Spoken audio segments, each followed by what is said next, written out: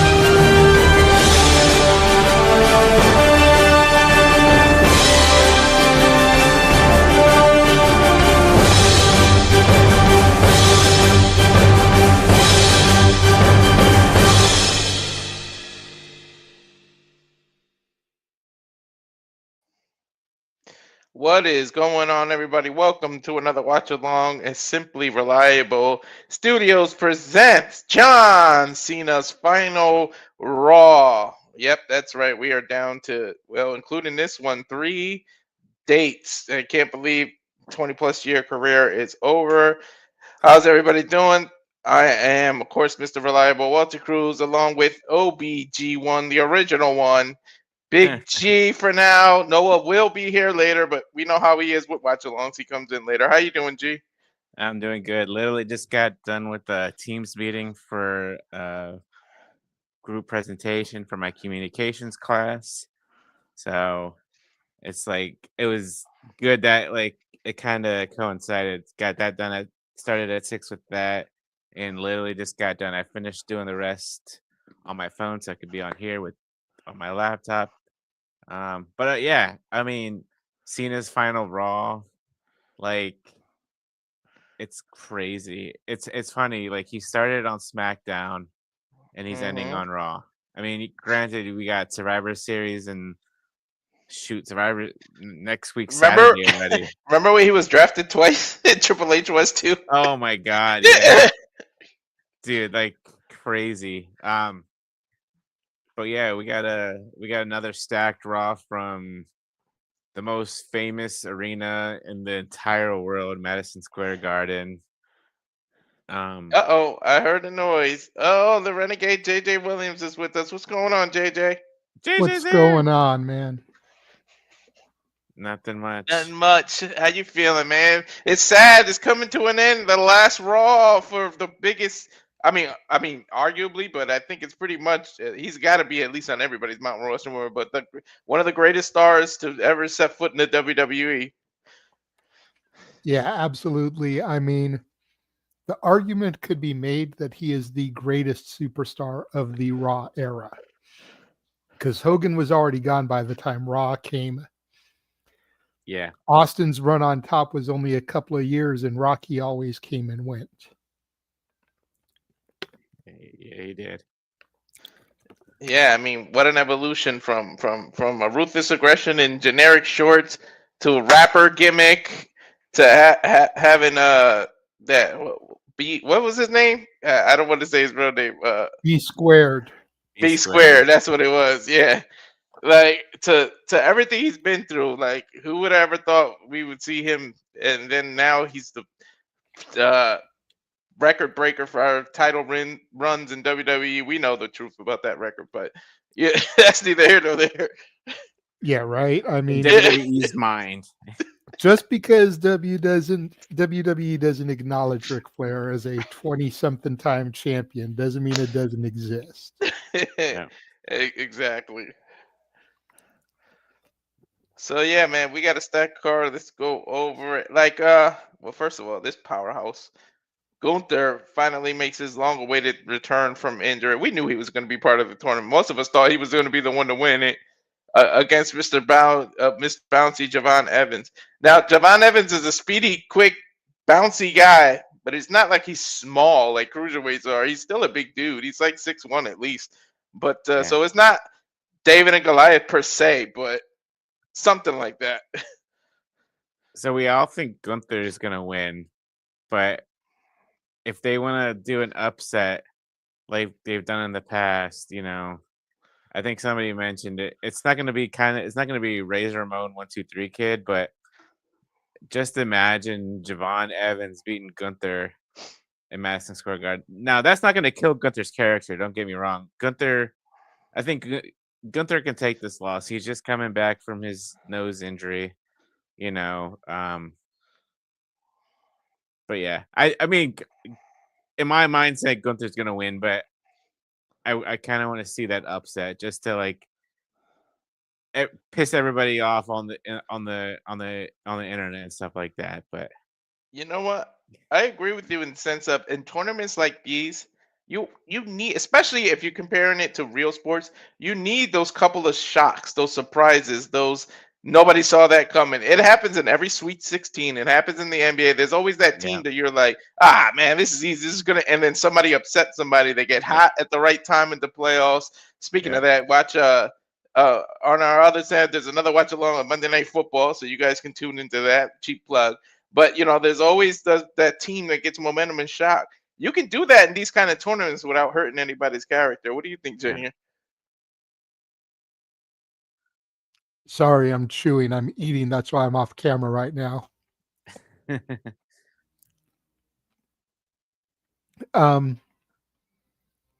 I think if we're going to get an upset, it's going to be in the Solo Sikoa match. Okay. Because Solo has been on a downswing for a while. Yeah. So whoever Solo fights, I think, is going to beat him. It would be cool to see Javon Evans get the W here, but I don't think there's any realistic way to pull it off. You know what I mean? I mean, it's like, granted, wrestling is scripted. It's predetermined entertainment, but you have to keep some aura of realism.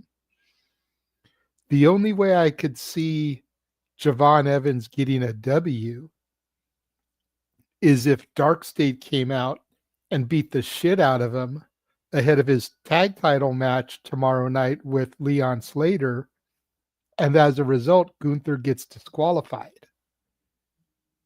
Javon Evans gets the W because Gunther got DQ'd and ends up moving ahead.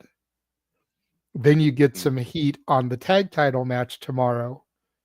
There you go. Going in, which will be at the theater at the Garden. Tomorrow's Gold Rush, isn't it? Night one. Week 1 of 2 for Gold Rush. We are going to do a watch long of it. Delayed, obviously, because we don't get CW. So I'm thinking maybe Thursday night, Walter, if you're free, we can do Gold Rush ahead of, kind of like in the spot where TNA would be airing Impact. Oh, yeah. We don't really have access either. So, Yep, I'm free. Okay. And I'm off on Thursday unless I miraculously get called in, but I've already got 3 days scheduled for next week, so they can only call me in twice. Yeah, that's Thursdays is my real days off too, so that works out perfect. But yeah, but so anyway, it's not a bad call. I don't think Javon is going to get the dub here. Like I said, I think Gunther's going to win the match. Yeah. I don't know if he's going to win the tournament. I still don't think he needs to win the tournament. No. We don't need Gunther to be the guy that retires everybody, because then next year when AJ looks to retire, everyone's going to be like, is Gunther going to be his last match? He retired Goldberg. He retired Cena. Let him retire AJ too. It's like, no. No, you don't want to put that on Gunther. No. And if you have him take too many more L's, it's not going to be special. Yeah. And eventually, just like every superstar, Gunther's going to have to go on that downswing where he loses more than he wins. Mhm. Eventually. He's still special right now. He's only got like 3 or 4 defeats, Yeah. and very few of them are clean losses. Mhm. Yeah. So he's still protected, but eventually that special feeling is going to wear off. Yeah. He's got that aura about him. Especially What else if do we you get got to on the turn him docket? face. Or not JJ, but Walter. We got this. This is going to surprise. We got the Intercontinental Championship for the women's. Maxine Dupri versus Becky Lynch. You got to do the intro like that. Like if Chelsea Green gets her own, Maxine gets her own too. I'm going to surprise people. I think we get a new Intercontinental Champion. If for any reason, just to Becky to take some time off to be with her injured husband. But I don't know. I just See, feel like this you is built it and you made this thing like she miraculously won by count out.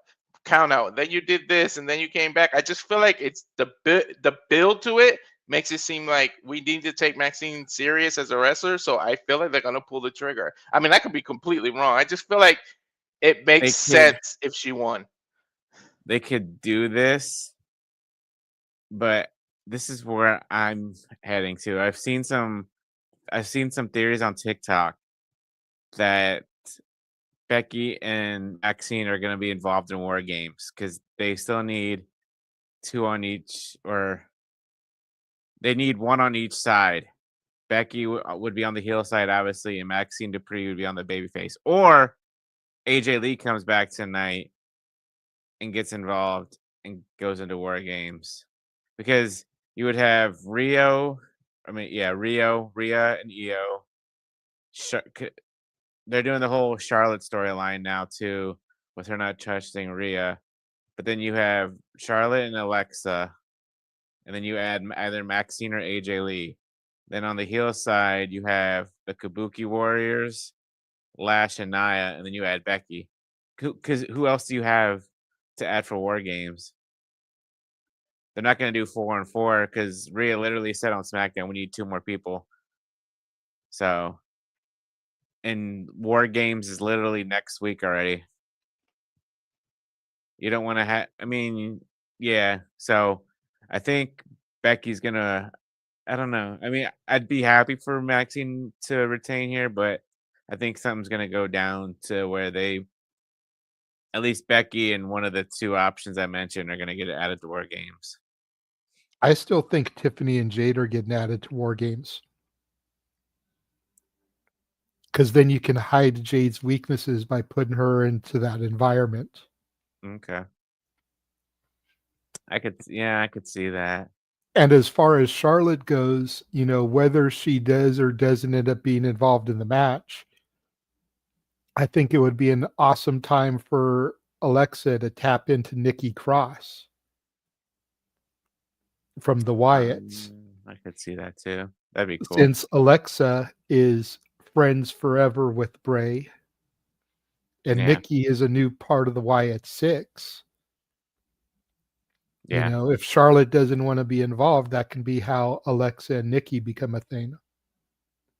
I could see that. That'd be pretty cool. Former tag team champions.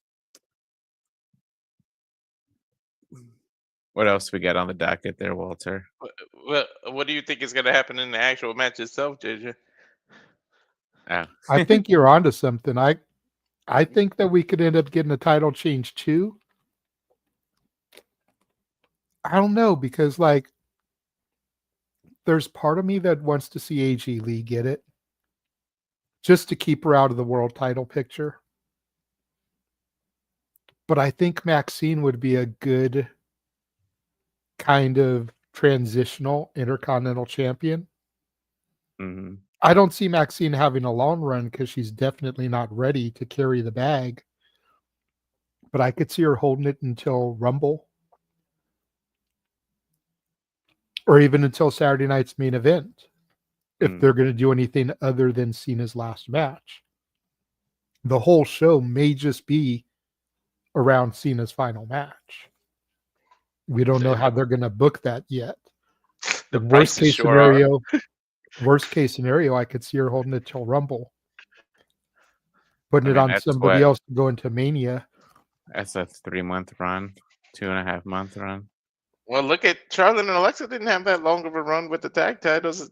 Not everybody needs to get these long runs. Tag titles are one thing. We have to keep in mind these women's mid-card championships aren't even a year old yet. No. We need to establish them. You know, Maxine would only be the third Intercontinental champion. Yeah, They're already Lyra. on their fourth U.S. champion. And it's back to the same person that won it inaugurally. Thank God. I still say if they weren't going to give it to Mia Yim, then Chelsea should have never lost it. But that's a whole other discussion. That's a Yeah, can it of is. worms, dude. All right, and the last thing that we know of is this right here: Solo Sikoa against a mystery partner. Or sorry, not partner, mystery opponent.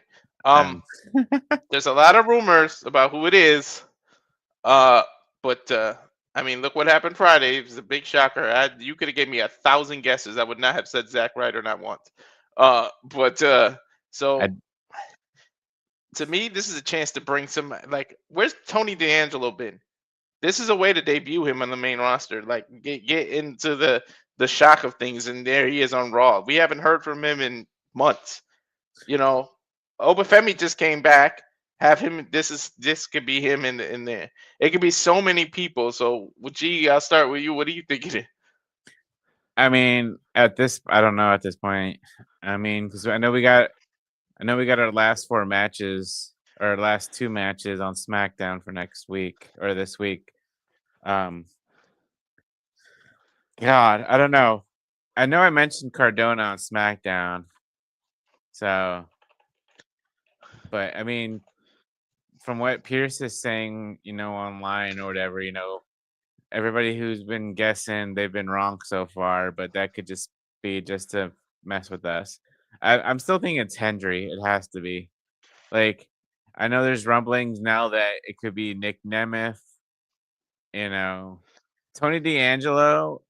I think he'd get that initial pop, but I don't think this is the right time for him. Obafemi, isn't he still dealing with Ricky Saints down in? I mean, well, it's granted he's still. I mean, Obafemi wouldn't either. Obafemi or Joe Hendry, one of those two would be my choices. Mm-hmm. And whoever it wins is gonna get the win over Solo. I'm sorry, like Solo is not doing anything for me right now. I don't think he needs the win. Noah just messaged me. He'll be there in a minute. So Okay. JJ, what do you think? Who could it be? And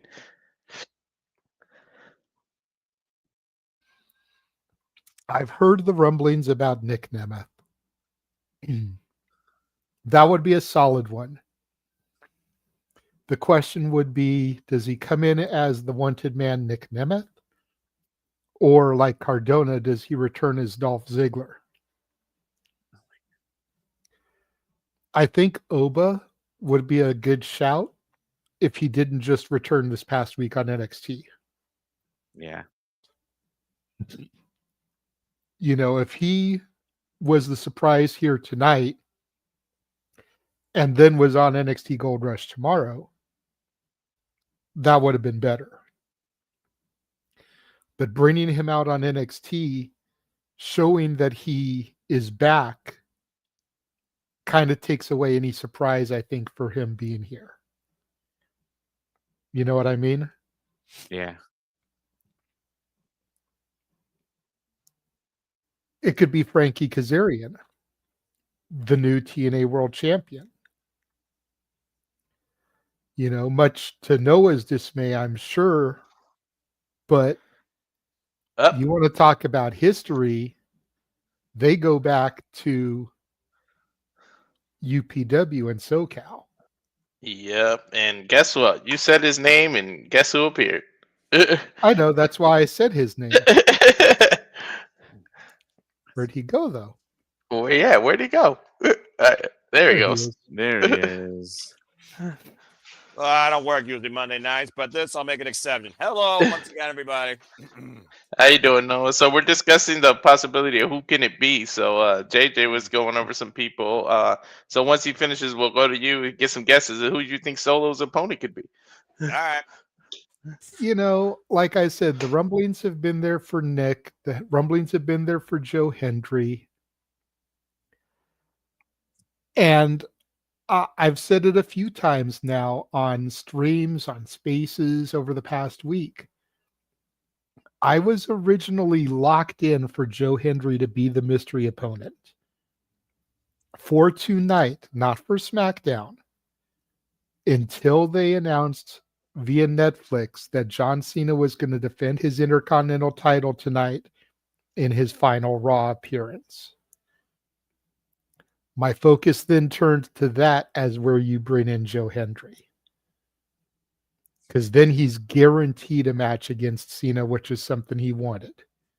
It's not his final match, but if he's in the tournament, there's the chance that he won't get it. That's a good call. This way, you guarantee he gets that match, win or lose. We still haven't seen any AAA.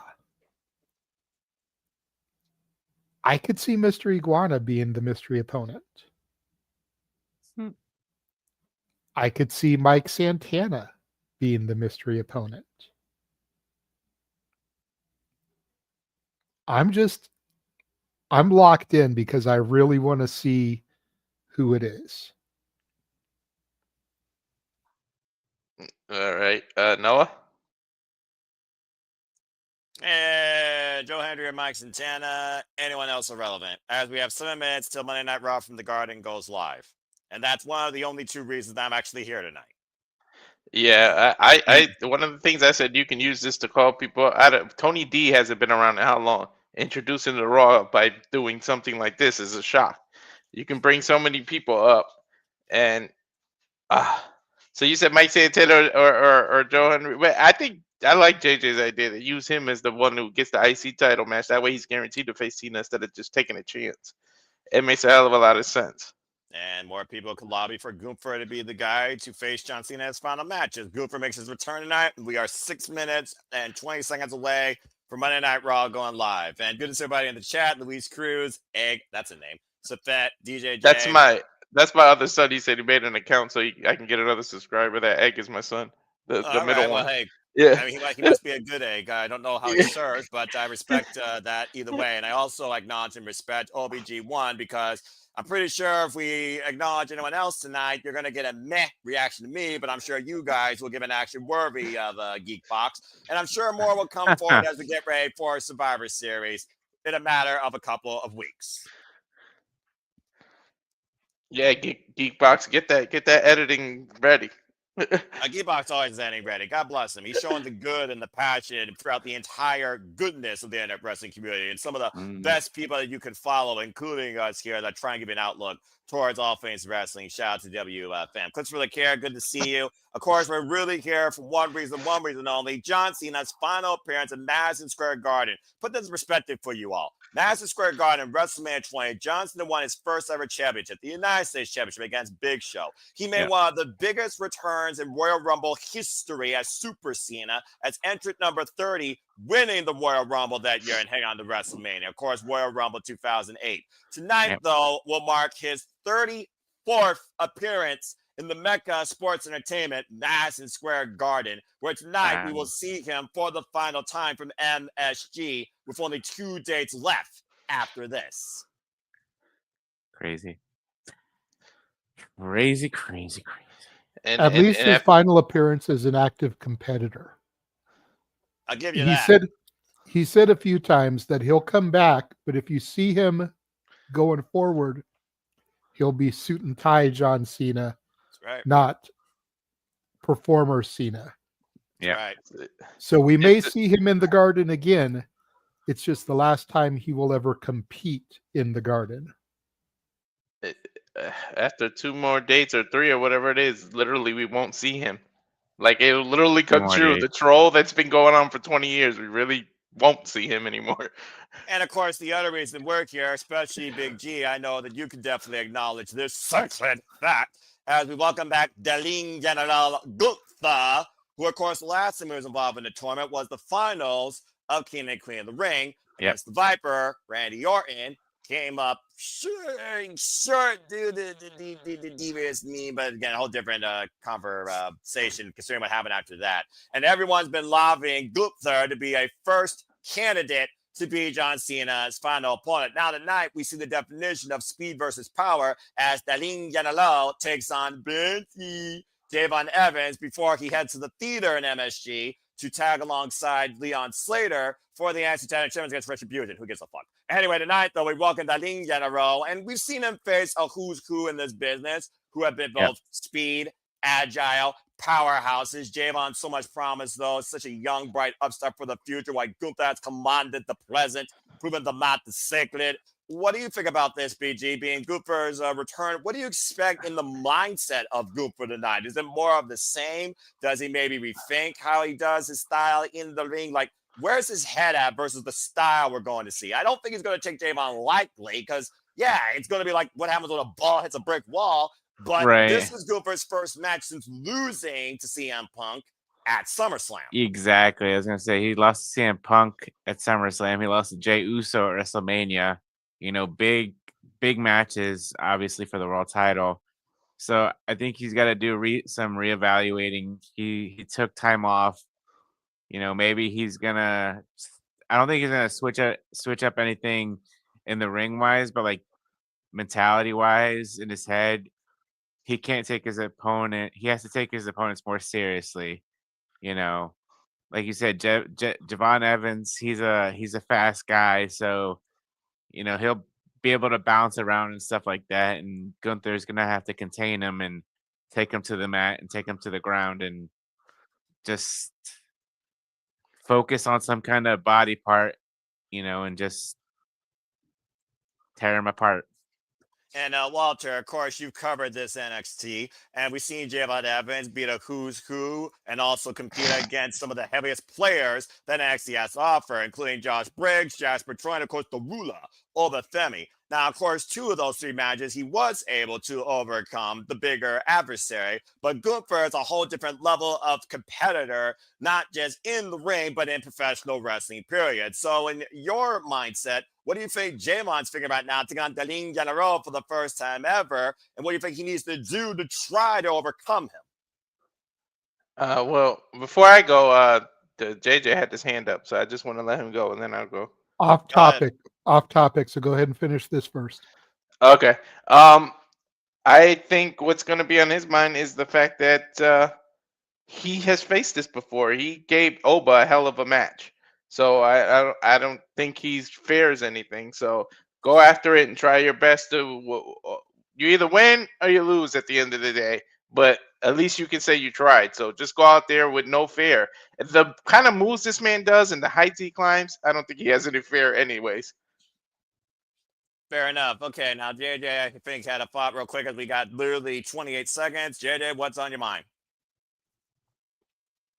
I just had a thought enter my head while you guys were talking, as I'm sure you guys have the kind of like little hype video playing for the Raw countdown before it goes live. 10 seconds, in fact. What if Solo's mystery opponent is Roman Reigns? Well, I mean, he did beat John Cena at SummerSlam. John Cena was the guy that literally shrunk him down to size when he was fed down our throats as babyface. And I do wonder if Roman Reigns saying, I couldn't do anything on my own. If he wins this tournament on his own and beat the GOAT, that might be the confidence that Roman Reigns need, where we truly acknowledge him as the guy in WWE. That's a fair thought. Plus, he does not need to be at Survivor Series in this meh situation. I didn't think about that at all. I really do like that. And of course, we know Walter and Big G at the beginning of the year, at the start of the Raw era on Netflix. How fitting. From the Intuit Dome, it was Tribal Combat where the Tribal Chief beat Sikoa in order to reclaim his head of the table role, but the Ula Fala. Yeah. I mean, That would it's be the crazy. Garden. It's the world's most famous arena. It's holy ground for WWE. Yeah, And they have not promoted a Roman Reigns return. I like the way you think, JJ, as we get ready now. Once again, as we talked about, if you can make it here, you can make it anywhere, especially in the world of sports entertainment, the mecca of the WWE as we know it, as we welcome you in live to Monday Night Raw from Madison Square Garden, right here at the Simple Apple Studios. Hello once again, everybody. Good to see y'all once again. Hope you all enjoyed the presentation, comedy coverage, and the alternative analysis. Please like, subscribe, comment, tell a friend. Noah Foster, Walter Cruz, OBG1, follow the Big Baller, the original Big Baller. And we got Avatar Man with the Renegade Wrestling, JJ Williams. Thank you all once again for tuning in. Please like, subscribe, comment, tell a friend. We got the man, Becky Lynch, defending the women's Intercontinental Championship tonight against Maxine Dupri, looking to achieve her own American dream. Will she do it? We'll find out soon enough as the last minutes now tournament continues. As we know, Darlene General Gunther makes his epic return. Thank you. Know what? You did it. I did it earlier before you were here. The special Dupri. You just did it. I'm so glad we are on the same I page. love how he does Right. her name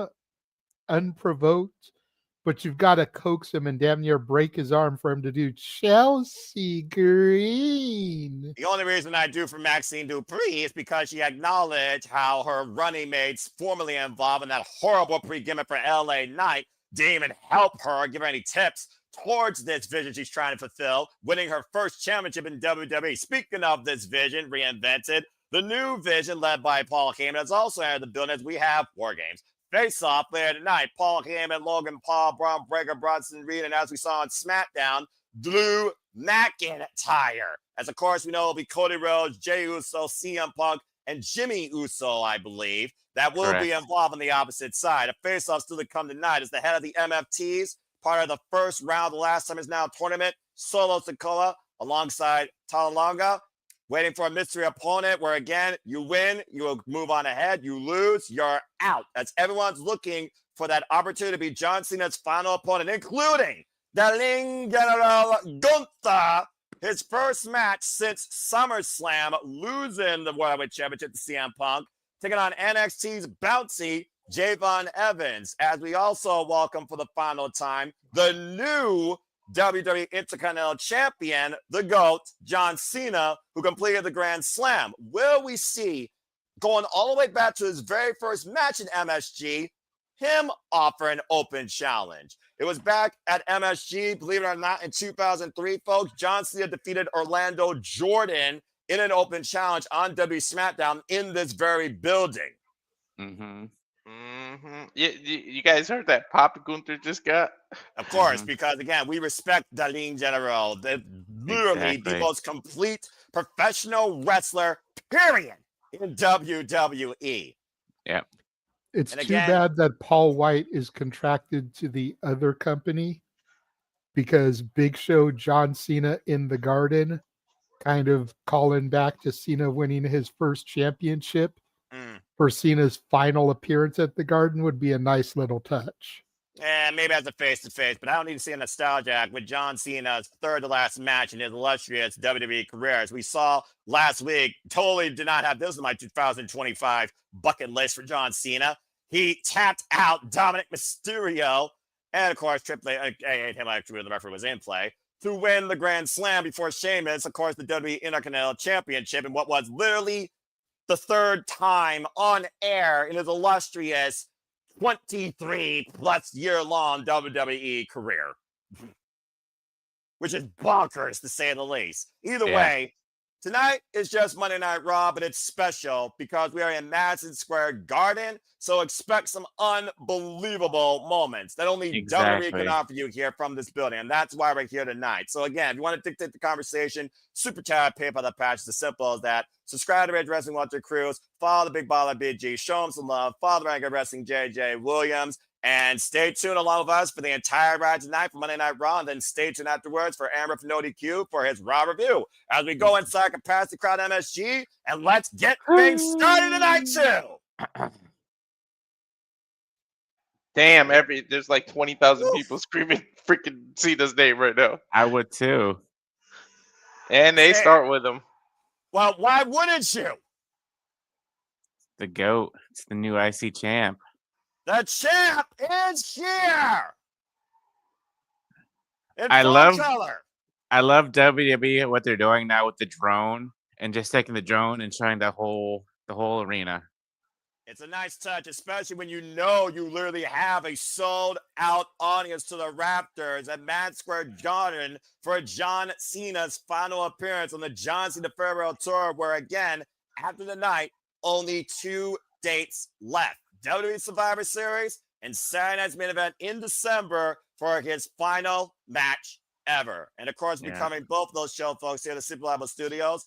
Please stay tuned as John Cena takes it all in. Capacity crowd on hand. We talked about before during the pre-show, guys. Many incredible moments have happened in this venue through the doors that were on the side of the ring versus what the venue's been renovated as. Whether you looked at WrestleMania 20, his first championship against the Big Show, the W United States Championship, his return home in 2008 to win the Royal Rumble as entrant number 30 and go on to WrestleMania 24. And now in 2025, running down to the ring one last time as the Intercontinental Champion. You got to wonder how much it pains that Boston boy to be rocking that Yankees-inspired merch. Oh, I didn't even think about that. Might be the one night where the world actually stands united, despite the fact John Cena's from Boston in a freaking ring in New York, supporting the freaking New York Yankees with the font, as he looks to cut the music right now and give the audience their just due. Welcoming John Cena for the final time. JJ, I guess Punk was right all those years ago. He absolutely was. Man, listen to that. Crazy. How can you not? Madison Square Garden, John Cena's final appearance ever. It doesn't get bigger than this in WWE. No, it doesn't. Crowd literally yelling, thank you, Cena. And to your point, Big G, that drone justified. That place is capacity packed. To the rafters. And they even did the entrance so you can see the people sitting behind the entrance. Yeah. Well, of course, they've always been doing that with this set, but it's justified tonight as they got probably close to 20,000 in Madison Square Garden. And to Charles or Matthew's point, good to see Matthew in the chat. It does sound like 30,000. Mm-hmm. So good hand, John Cena. But you know, Madison Square Garden can fit a hell of a lot of people. That's very true. Very true. And there's one person booing, and his name is Emmanuel Dominguez. To be fair, he's in California. As Alicia Taylor once again introduces John Cena. The never seen 17.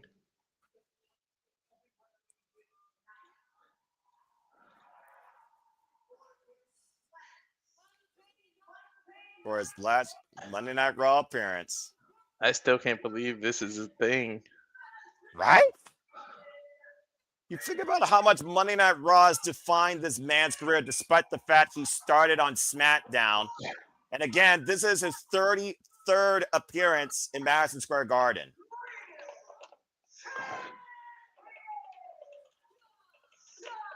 John Cena, Alicia Taylor, that was pretty damn good.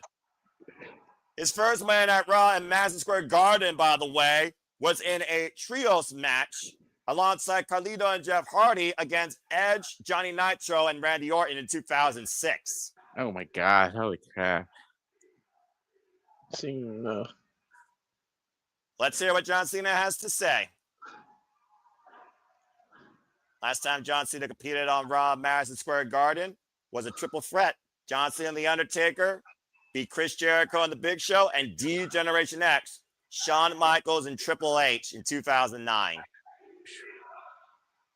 What the heck?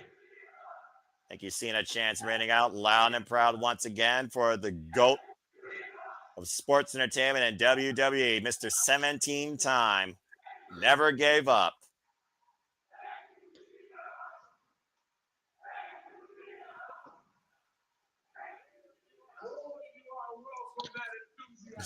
He walks with that enthusiasm with ears wide open. Dude, there's no. I don't think many crowds, unless you go to Europe, can compare to New York. To be honest. If it was anyone besides John Cena, I would absolutely disagree. But in this case, you're 100% correct. Again, this is special. Let's remember the last time we were here in Madison Square Garden for a WWE event. We were stuck with a lame brain 20-minute promo that didn't get any heat till Pun was playing for a table. Think about all the things that have happened in Madison Square Garden, dude. Like the Ali fight, the Ali fights, the greatest boxings, some of the best UFCs. How many WrestleMania 1, WrestleMania 10, 20. It's almost like they were doing it every 10 years, and then they started screwing up when they did it when they got to the 30s. Personally, I think WrestleMania 50 should be held in the Madison Square Garden.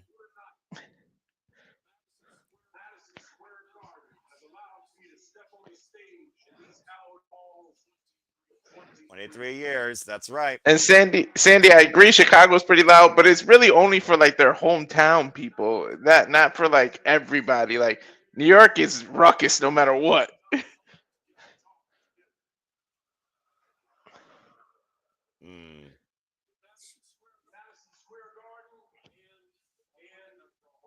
That's right. Madison Square Garden and for Monday Night Raw. A lot of finales here.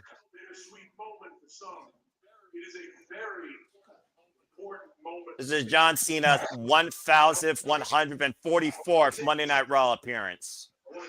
Oh, sorry, I meant Charles, not Cena. And here comes the spoiler. Oh, is it going to be a rematch? Well, considering that kid got punked and justifiably so last week. But, BG, we all know in WWE, even though it's not really officially in their contracts, most of these superstars do have contractually obligated rematch clauses. Correct. And heck, if there's another rematch, I mean, it was one hell of a match last week. I'm sure they could top it off.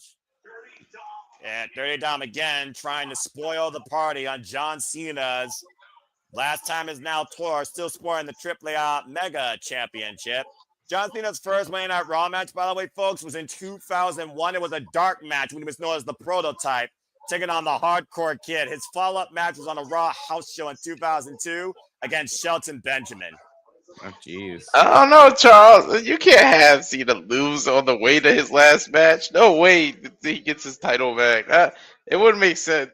Well, I mean, he could also win via disqualification if Don Mysterio becomes desperate enough that he can't beat the man, but he wants to embarrass him. At the point right now, we got to ask this. Does Don Mysterio care about getting the title back or embarrassing John Cena in Madison Square Garden? I don't know. Another little tidbit for those of you that don't know, piggybacking on Cena's first match here against Hardcore Kid, Aaron Aguilera would go on to portray her Jesus, Carlito's bodyguard, who stabbed Cena. Oh, yeah, I remember that story. Yeah, Walter, this is all you if he starts speaking in Spanish. Déjame hablar. Let me talk.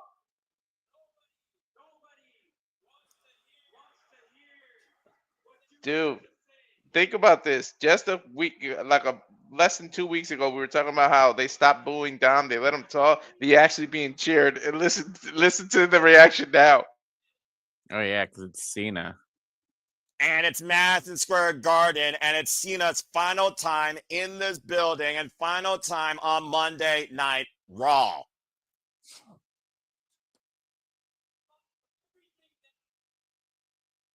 Sure you have, kid. I fought for everything I had. Yeah, right. Like a lot of it wasn't earned because your last name's Mysterio. He said, fucking let me talk.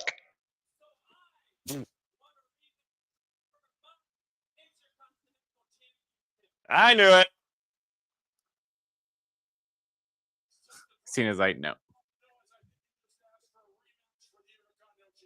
That's correct, John.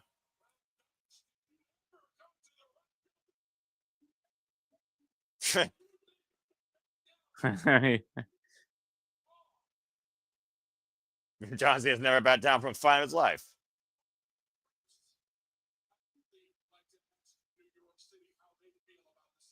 I mean, it's New York. Why the heck not? We'll just talk about prize fights that's happening in this building. This could be a prize fight. Exactly. I wonder if it's going to main event. I doubt it. I think the men's war game face off is gonna main event. Meh. Johnson has said right now, so I think, Big G, you're on point. I might be able to go to bed early. All right, jump, boy. You feeling froggy? He doesn't want it tonight. He wants it at home court. San Diego Survivor Series.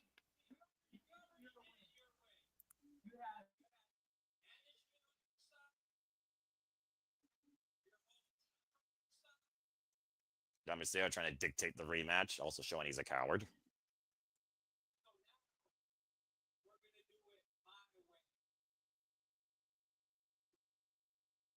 Yeah, I They're swear gonna I do called it this. this way. I swear I called this a few weeks ago. Dom and Cena I believe you did. in San Diego. They tell him to shut the F up. Go. Choco Fun Cup? What? What is he talking about? I have no idea. They're saying shut the F up, but then Cena was trying to make it more PG. Of course, Netflix.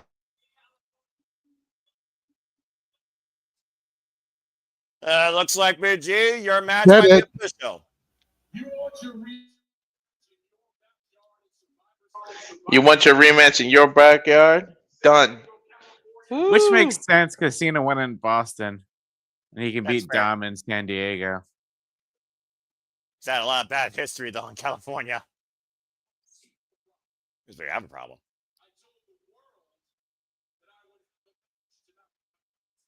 He did tell away we have a match tonight in his last 9 match going on his last 9 Monday Night Raw. You see his opponent.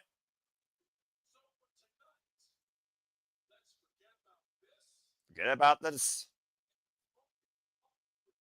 Looks like John Cena wants Dom Mysterio round 2 tonight without the title on the line.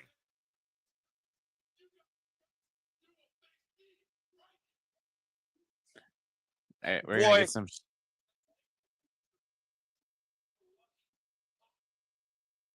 You've the lucky punk. Where have I heard that before? Uh-oh. Wait a second. What's that trash-ass music? Oh, crap. That's Finn Balor. Oh, so now they decided to show up after he lost last week. Well, we've seen the tensions lately with Finn Balor and Dom Mysterio having fallout within the Judgment Day. So, I mean, at this point, though, if Finn Balor is the guy, though, to take on John Cena, I think that is a much more noteworthy match. But that also proves really what Dom Mysterio's merit is as far as a viable competitor. John Cena already called his trump card, so let's see what happens here. See if there's a unified front or if Finn Balor is going to take this opportunity up. What if this turns into a 6-man tag? Well, it's Madison Square Garden. I guess that could be something. Of course, JD and Finn lost the tag titles to AJ and Dragon Lee.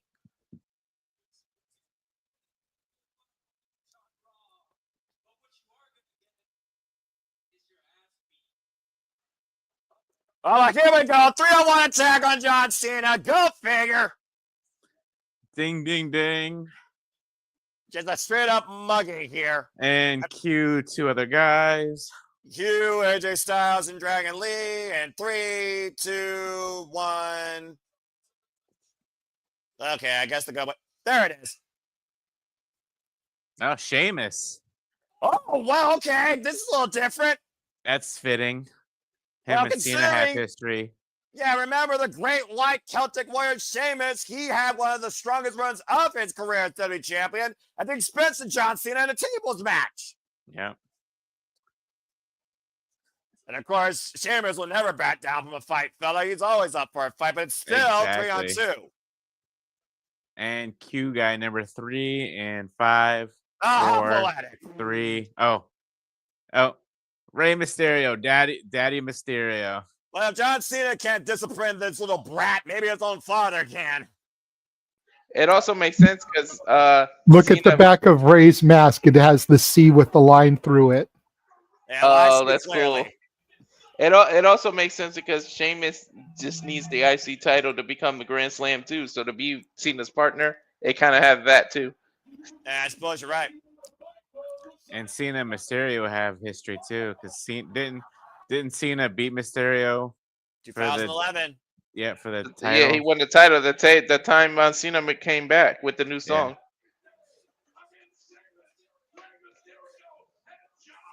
Looks like we got a 6-man tap, players. All right. Where's Teddy on Holla Holla? Oh, right off the rip. Cena wants to go home early. I mean, I don't blame him, honestly. It's a long plane flight to California. Well, bell's rung. Here we go. After this commercial break, fuck television. This is Rey Mysterio's first match in over 3 months. You're I think right. 6 months actually. Yeah, because he hasn't wrestled since Mania. He got that's injured just before WrestleMania. Yeah, I'm about to say, how many times has those knees been warped worse than Hiroshi Tanahashi's? I'm just saying.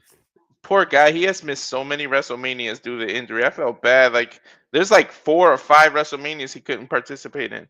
Well, at least the 50-year-old, now a freaking Hall of Famer, leading Lucha Libre and a stronger life with a AAA acquisition relationship with WWE. So there's some good that came from all this for him. Just putting it out there. I am surprised though that the tag champions didn't come out, considering Dragon Lee and AJ Styles also, of course, beat the Judgment Day recently, and AJ and Cena, they just have one of the best matches this damn calendar year, of course, at freaking Crown Jewel in Australia. They did. Probably because Dragon Lee doesn't have the name power. No disrespect intended to him. That's fair. But you want to give Cena some top caliber people. AJ Styles, nobody's going to argue with. The franchise of TNA, the franchise of WWE teaming together. But Dragon Lee? Not in WWE. I get it. And John Cena and freaking Rey Mysterio go all the way back to 2002 on freaking SmackDown when they used to work with Edge against freaking Eddie Guerrero, Chris Benoit, and Kurt Angle. Yeah. I actually think that's one of the only one-on-one matches that John Cena had with Rey Mysterio, was literally over the championship, to y'all's point. I think that's the only one-on-one match they ever had. It might be. Because I can't think of another time they had a one-on-one match, honestly. No, That's they crazy. were when they were on SmackDown. A lot of Mysterio's feud at the time was against Eddie. Then at the Eddie pass, he moved on to the world title picture. Cena was on Raw for a lot of that. Yeah, you're right. So I think that is the literally only one-on-one match that John Cena had with Rey Mysterio. That's when brand splits actually meant something, you know? Yeah, what a crazy something! Don't get Noah started. But please do. You know, if you want me to turn the job into that, folks, Noah, tonight is about John Cena's final Raw match. Okay, fine. Let's try not to get you on a tirade, okay? Okay, fine. If I wanted to get you on a tirade, I would just ask you, so Noah, what do you think about the king of TNA sitting on his throne? I've already talked about this verbatim, so I'm just going to leave that alone because I'm not going to be a broken record, as I'm not so much pissed off about Kazarian. I'm pissed off with something I'm not covering because I don't work Tuesday nights, and that's a whole different conversation. As far as Kazarian goes, let's see what his merit as champion. As we know the merit of John Cena as champion, as we return to Monday Night Raw, 6-man impromptu tag team action, Sheamus, Cena, Rey Mysterio taking on the Evanescence after the last 4 years in WWE Judgment Day. Finn Balor, JD McDonald, and Dominic Mysterio. Son, you don't know Noah like that. Don't troll him. That's our job. And right, Right. now, Finn Balor boots to Sheamus. Of course, we know Finn Balor is also involved, I believe, in the last time is now tournament, Big G. I believe he's in action Correct. on SmackDown this Friday. Correct. Yeah, the last 4 participants in the tournament have been announced for this coming SmackDown. Please elaborate. Let me find out what these last 2 matches are. And shout out as you do that to Joe Tessitoy, Wade Barrett, Byron Saxton, Jackie Redmond, Alicia Taylor, the Monday Night Raw correspondents. Sheamus showing heavy kinesio tape on the left shoulder as Big G looks at that info. Tag made JD McDonough. Again, Finn Balor, JD McDonough, former WWE Tag Team champions. JD McDonough, former WWE Cruiserweight champion. All right, here we go. Please tell. So, this coming SmackDown on November 21st, we have Carmelo Hayes versus Bronson Reed. Oh shit, that's and lopsided. Then we Melo's gonna die. Literally. And then, as you mentioned, the aforementioned Finn Balor versus Cero Miedo Penta on Friday Night SmackDown. I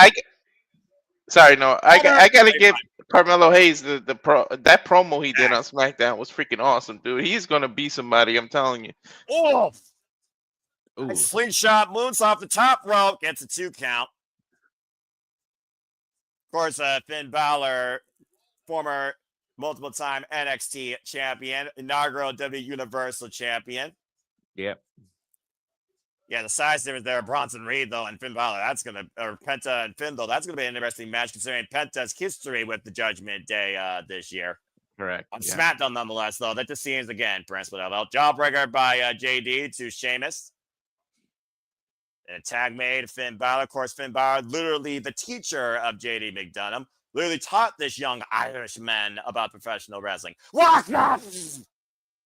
Bam! Clothesline. What a clothesline from Sheamus. Yeah, critical. Hell of a teacher, considering 2 of his students are in the company, and one of them is holding the Women's Intercontinental Championship. Who will defend that later tonight against Maxine Dupri, looking to achieve her own American dream. Wow, man! What a pop-up! Bam! And Finn Balor, again, the smallest man with the biggest heart in any fight. Take over to Harris by Rey Mysterio to Finn Balor. Not trying to tie up the hamstring of the Prince. Just got done. I almost forgot to turn my little Christmas light on. So we can all see that Ray has the "you can't see me" thing. So you know they had this match planned way in advance. I mean, his ring gear ready for it. Almost like there's a script they have to follow. Well, I mean, we are on a movie platform, and we all know movies are scripted. Got Toho by Tom Mysterio though to Rey Mysterio. That wasn't planned, obviously. Oh, well, you guys, you got to remember they plan all these Raws and SmackDowns like way in advance. Yeah, you also notice it's a little opposite, but Ray and his son are kind of color coordinated. Look. Well, either way, this family feud continues on John Cena's last Raw and last match from MSG after this commercial break on Netflix. Fuck television. And of course, Sheamus first faced John Cena actually in a WWE title contendership battle royale on a house show. It's amazing how many men John Cena first has been in the ring with, either on dark or just literally in house show matches or just some sort of like oddball appearances before it was like mainstream television. It really is something wild when you think about it. It is. It really is. Again, first time John Cena faced Sheamus for the World Heavyweight title, to your point, Big G, on Monday Night Raw was 2009. That's how much history those two men go back to. And of course, Sheamus, the only Cena title goes he back has with so many people. Well, I mean, you look at the WWE roster now, despite this whole next generation that John Cena really pushed forward and challenged in 2016, first and foremost with the former NXT champion at the time, Kevin Owens. Besides that, prior to 2016, John Cena has pretty much known everybody in WWE. Which is insane to think about. Think about it. See that there was a time Cena was in the same roster Hulk Hogan was when he came back. That's crazy. Right. Yeah, we all remember that resurgence. We're just saying. I'm not going to say ill will, though, about, the red and yellow, because I'm sure even during his rapping days, He was a fan of Yeah. that stuff. So I mean, I'm just saying, it's still crazy to say that. It's like the Undertaker and Cena have been the longest tenured people.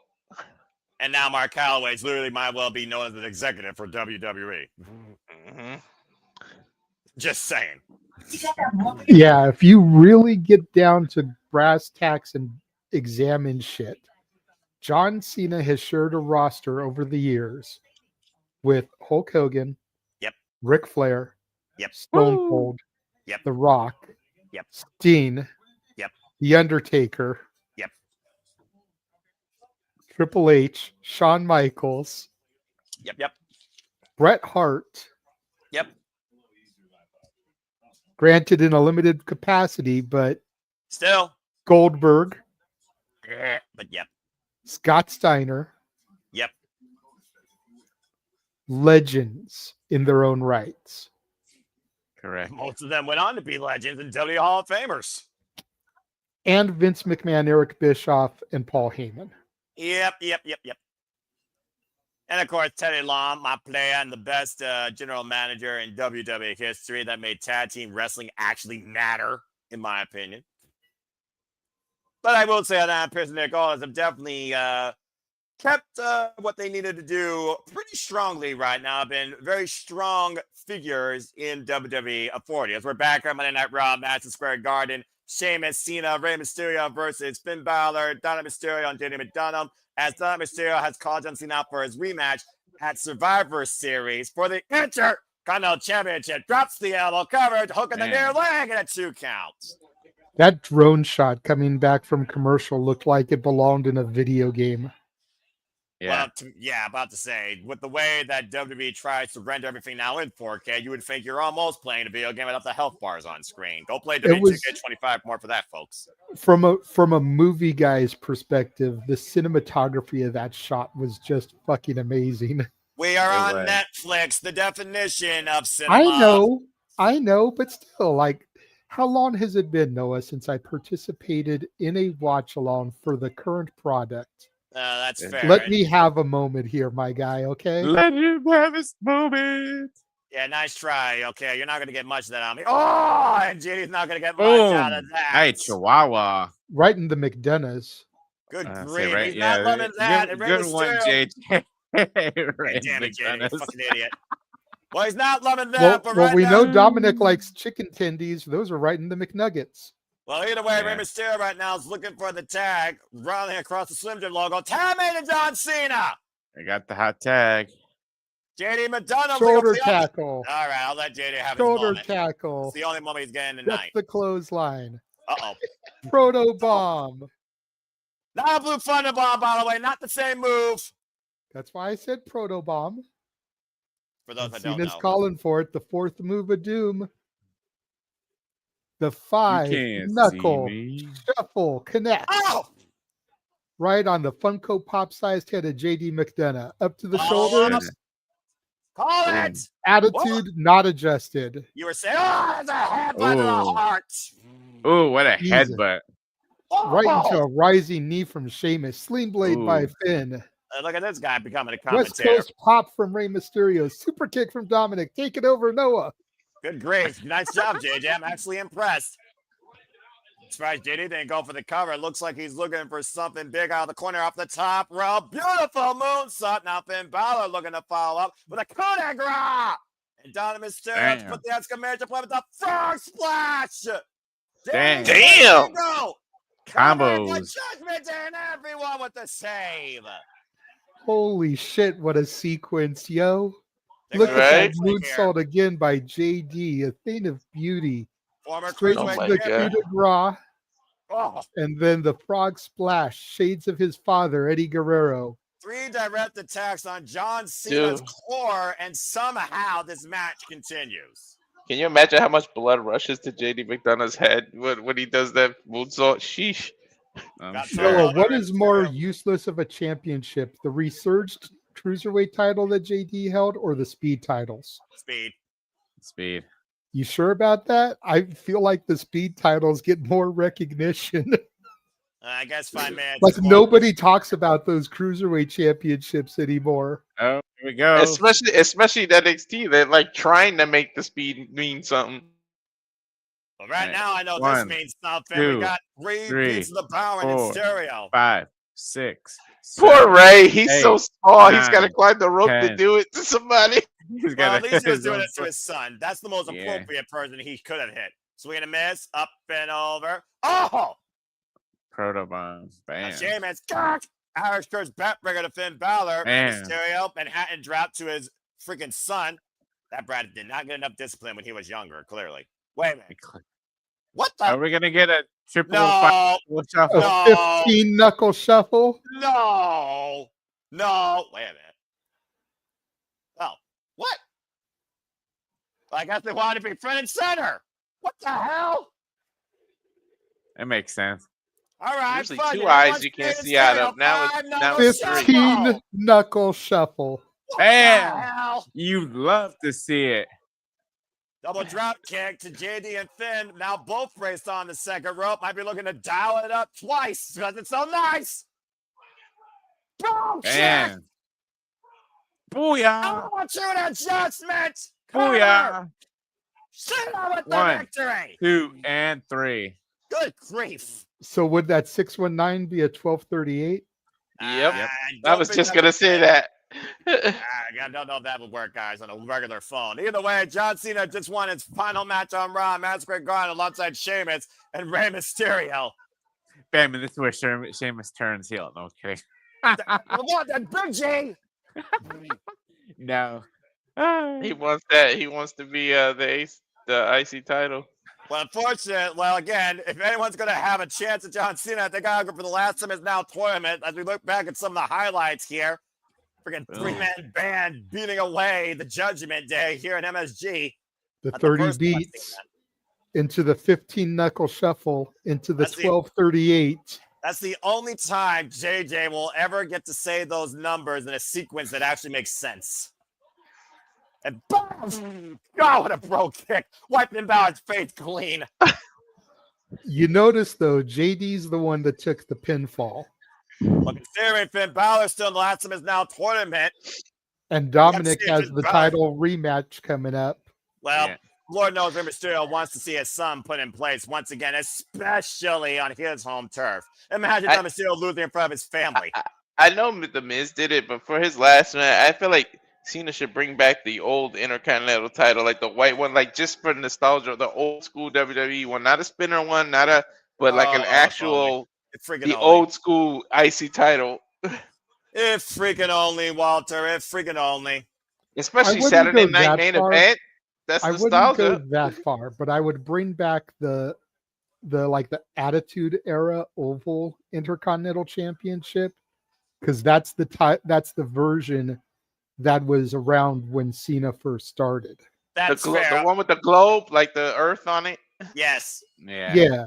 On the black strap. I remember that one. And of course, that was still Intercontinental, not Inter-Continental. As Sheamus embraces John Cena, as Monday Night Raw continues. And good to see you on the chat. Poncho 450, Matthew, Sandy, and everybody here that's tuning in for the first time or continuing. Thank you so much. Again, we do this for all the biggest shows, specials, papers across all things wrestling. WWE, AEW, ROH, TNA, Independence, including Ace, OG, GCW, and so much more. As we got Jojo Torre and Wade Barrett at the front desk here in Madison Square Garden. And of course, I'm happy to be here with all of you, with Avatar Man JJ, with Big G. Absolutely enjoying having him more often on commentary. This is very fun for me. Yes. And of course, Walter Cruz. So again, hope you all enjoy. And again, stay tuned after Monday Night Raw for Aaron from NoDQ to do his review. As we go, look back what happened on SmackDown when it was Cody Rhodes defending the WWE Championship against freaking Bronson Reed, and the Vision decided to show themselves clearly as all hell broke loose. And I saw the comment pop up when we were doing the call, but I just have to address it. Sandy, I know Ray is really Dom's father. I just like to play into the fact that, the angle happened 20 years ago, introduced us to Dom on TV. And if you look at Dom more and more every day, he looks more like Eddie than Ray. Mhm. It's just a commentary thing that I do. I actually saw Dominic when he was like 3 years old when I first met Rey Mysterio after a WCW Thunder at the Long Beach Arena because his wife and Dom were in the front row. So I know that Ray is really his father. I just like playing up the gimmick. The gimmick. Well, I know Paul Heyman loves playing up the fact that right now this vision has been reinvented and possibly an image that he much more enjoys at the expense of. I like playing that. Do you think? All right, so this Logan just teaming up for War Games, or is he actually going to become part of the vision? It's just for War Games. I think Logan is going to be a legitimate part of the vision, at least until Seth comes back. They need somebody that they can put out front that's going to draw that ire from the crowd. Yeah. Bronson isn't it, and Braun is close to being ready, but he's not quite there yet. Logan is that guy. Very few people like Logan. Almost everybody hates Logan.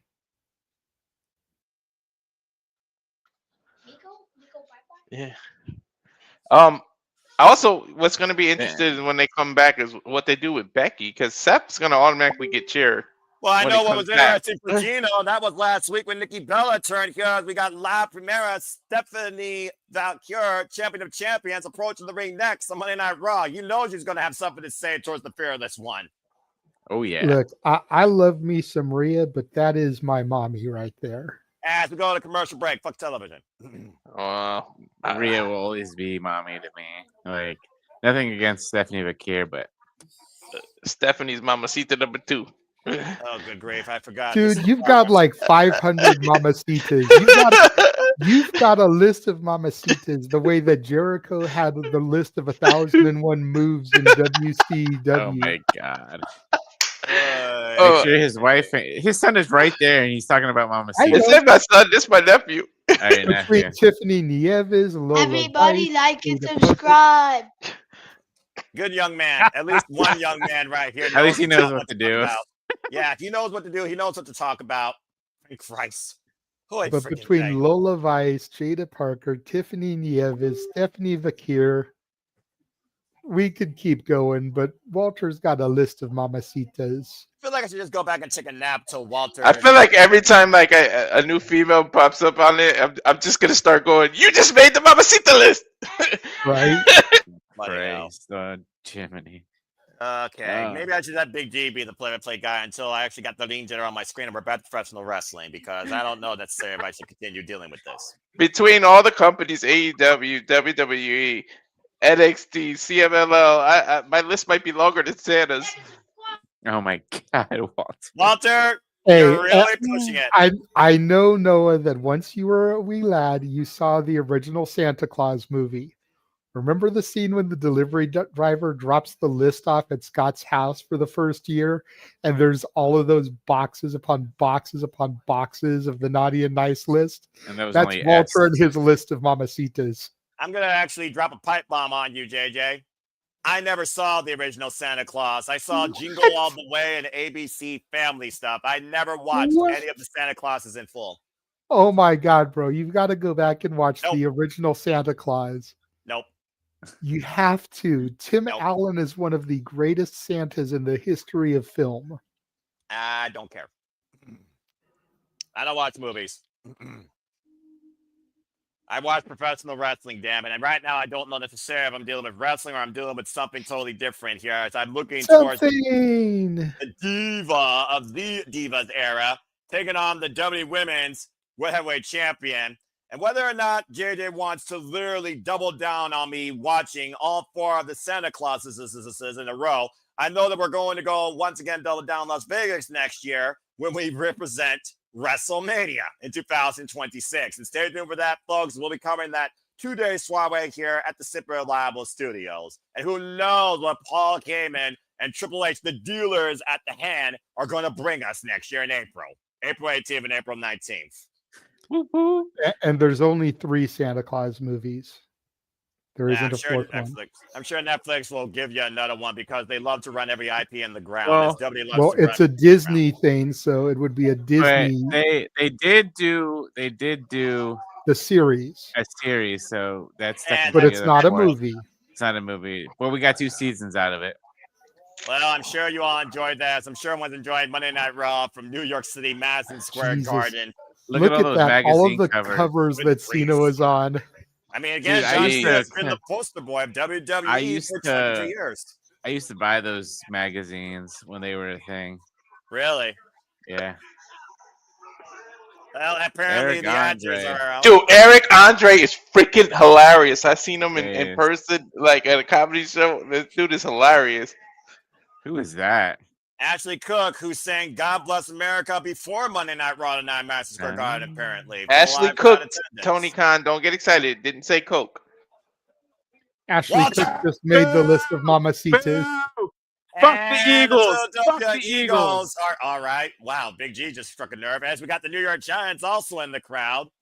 Acknowledging all other sports here. Shout out, by the way, to Stat Boy Mike, who's covering Monday Night Football as we speak. Show him some love, folks, especially if you prefer dealing with that versus whatever the hell I'm dealing with here. We got Andrew Schultz also here in the crowd as well. All the stars and all the sports players are out tonight at MSG for John Cena's final Raw appearance and so much more to come forward, it seems. I can understand why the Giants are there, but why the flying fuck were the Eagles there? Sorry. Madison Square Garden ain't that far. I'm so annoyed. Yeah, I mean, I don't blame you. And apparently, Andrew Schultz was annoyed by Dominic Mysterio. Oh, don't tell me they're booking this match for WrestleMania. Whoa! This dude's a rookie, by the way. That guy, that running back for the Giants, that dude is a rookie. Yeah, well, again, I don't need NFL versus WWE all over again. I'm just saying. Hey, Oh! WrestleMania 10 or 11, I should say. Hey, What the push hell? up, JD. And Oh, apparently, the shit. Judgment Day didn't appreciate that. Well, you know Schultz is in because his podcast, that dude always has Triple H. He really is a wrestling fan. I Yeah. guess that's fair if you're dedicated enough. So go inside the ring with Jackie Redmond. You know who was missing from that scene? And granted, he's not a pro sports guy, so maybe that's not why they did him there. Maybe they'll show him and he's there, you know, for later in the show. But freaking Method Man from Wu-Tang Clan. Oh, hell yeah. Yeah. He's a huge wrestling fan too, as are the rest of the Wu-Tang. He was actually at SummerSlam 98 in the Garden. He did And they a showed song. him on camera, and he wasn't even front row. He was like Yep. at one of the levels up, and they still showed him on camera. And you only heard it one time. The Rock only used it one time, but he created a song for The Rock. And he was on a cover of SmackDown magazine with John Cena. Well, there you go. All the connections right there. Speaking of John Cena, Nikki Bella and John Cena were once the talk of the town and the talk of entertainment tonight when they were in Turtle Divas. As Nikki Man. Bella became the conversation, blasting Cena Vacura with the Women's Royal Championship last week, going full heel, the Fearless Divas back. And it looks like Jackie Redmond's going to play the role of TMC paparazzi insider reporter as she wants to get some answers to the actions of last week. As we welcome the Dark Angel, La Primera, Stephanie Valkyrie to MSG. Let's see. This will determine if she's over or not. She's over for some of the right reasons and some of the wrong reasons, but that's a whole different conversation. And at MSG, I think they're going to respect Stephanie Valkyrie. And of course, Stephanie Valkyrie won the vacated Women's World Heavyweight Championship after Naomi had to vacate it due to pregnancy, fulfilling her other role in life as a real mommy, M-O-M-M-Y. After Literally. beating Io Sky on the crap poor premiere. Oh, what the hell? Again, she's gone from behind. I'm guessing Ooh, this match is going to Green. get added to Survivor Series. Probably. Fearless, how about Gutless? Once again, cheap shots. Why is she not wearing black? She's got it Maybe with underneath. Mike. Didn't come back to cheer on the sidelines. Didn't come back to come be her sidekick. Came back to take back what's hers, and that's this division. This division was so far better without you. A butterfly effect. See what I did there with the old title?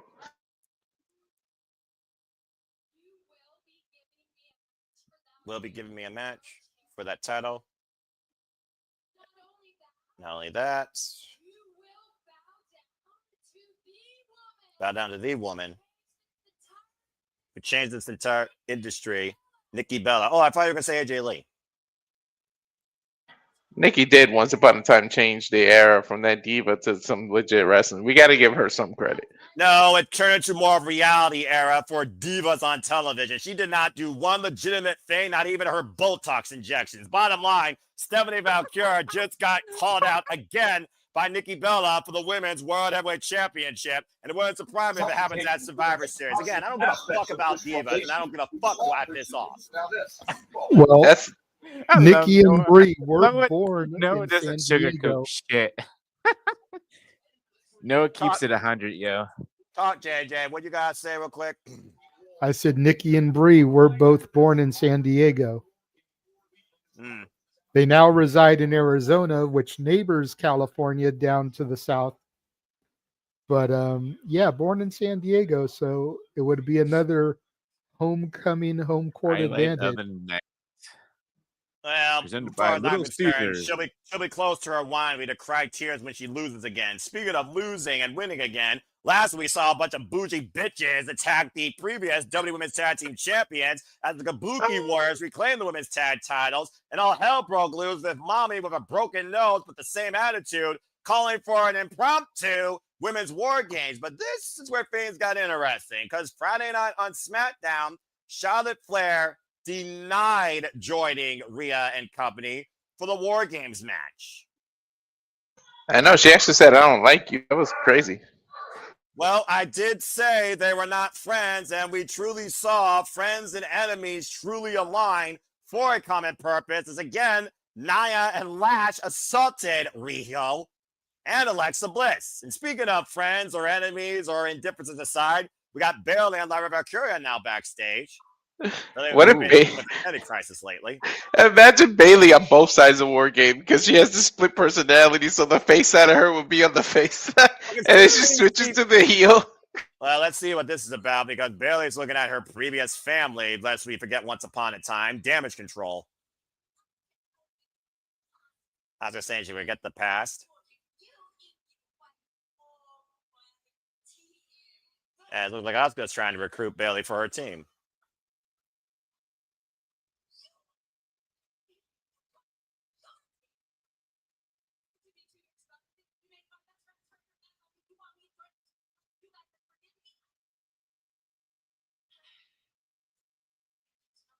That's the answer. Bayley says no. Has it really been 2 years already?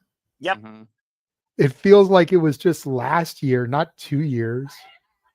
It pretty much escalated slowly after the War Games match in 2023. Let's forget once upon a time, where Bayley was the person that was pinned and sacrificed. Mm-hmm. And again, I have no idea what sort of Bayley we're dealing with, and neither does Lyra. But I guess more to come on that, as Bayley said, Asuka, no. I love it. Mystery opponent time. Oh, here we go. Okay, now it's The time match to maybe that time one to of the get matches serious. Noah was looking towards. Well, if nothing else, I'm looking to see who's going to face Sikoa on the other side. Here we go. And let's not forget, PG, Sikoa has a pinfall victory on John Cena. Correct. Well, the only When they actually treated him right. Let's be honest here. It was one of the last 2 of maybe 5 wins that Sikoa got the last 2 years. And it was one of the only wins that truly made this Timu Bloodline, MFT abbreviation nonsense relevant. Either way, Sikoa being led by Talonga behind him, the former Hikalea, for those that don't know. It's looking to be just, one last time. Solo's career was like those roller coasters that get the high bump at the beginning, and then they get stuck up there for a second, and then it's just all down after that.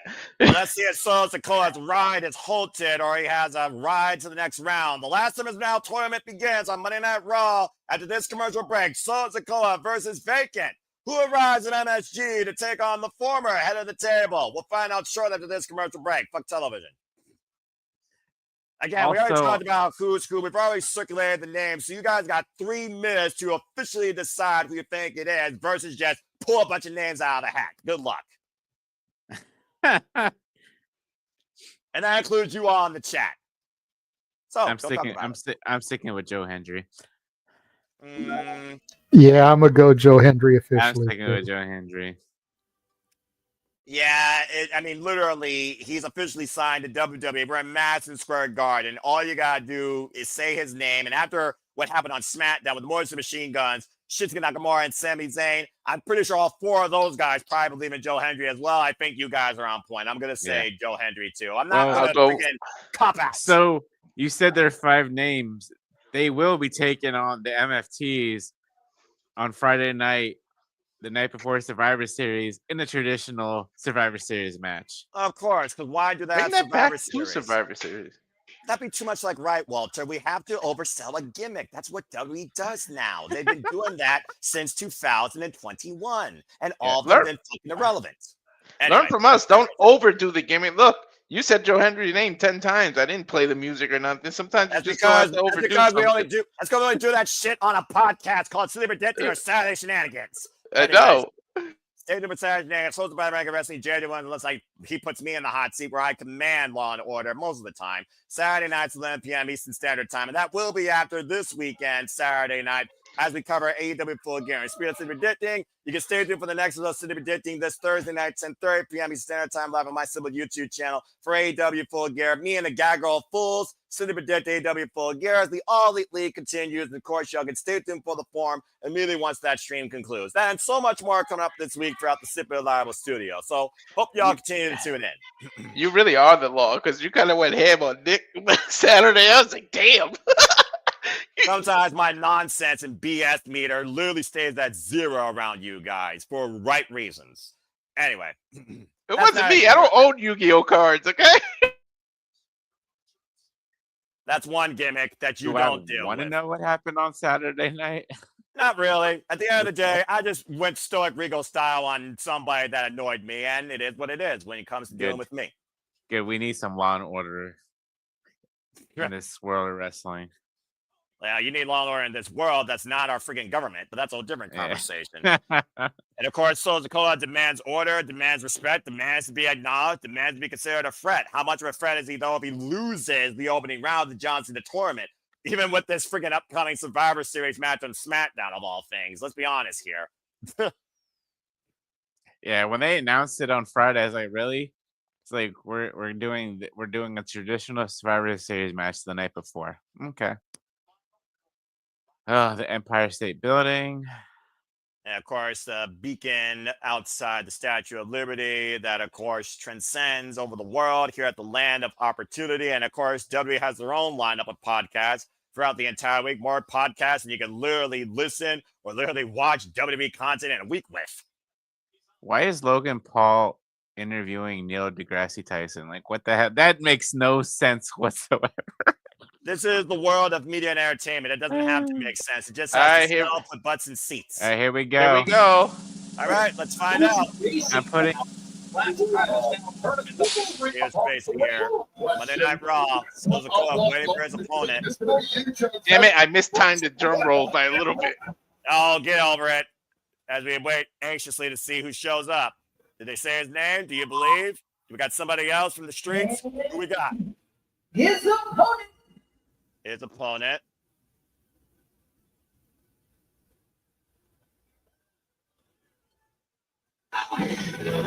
Dolph Ziggler. Dolph Ziggler. He is here to show the world. The former Oh, TNA shit. World Heavyweight Champion is back Wow! on Monday Night Raw.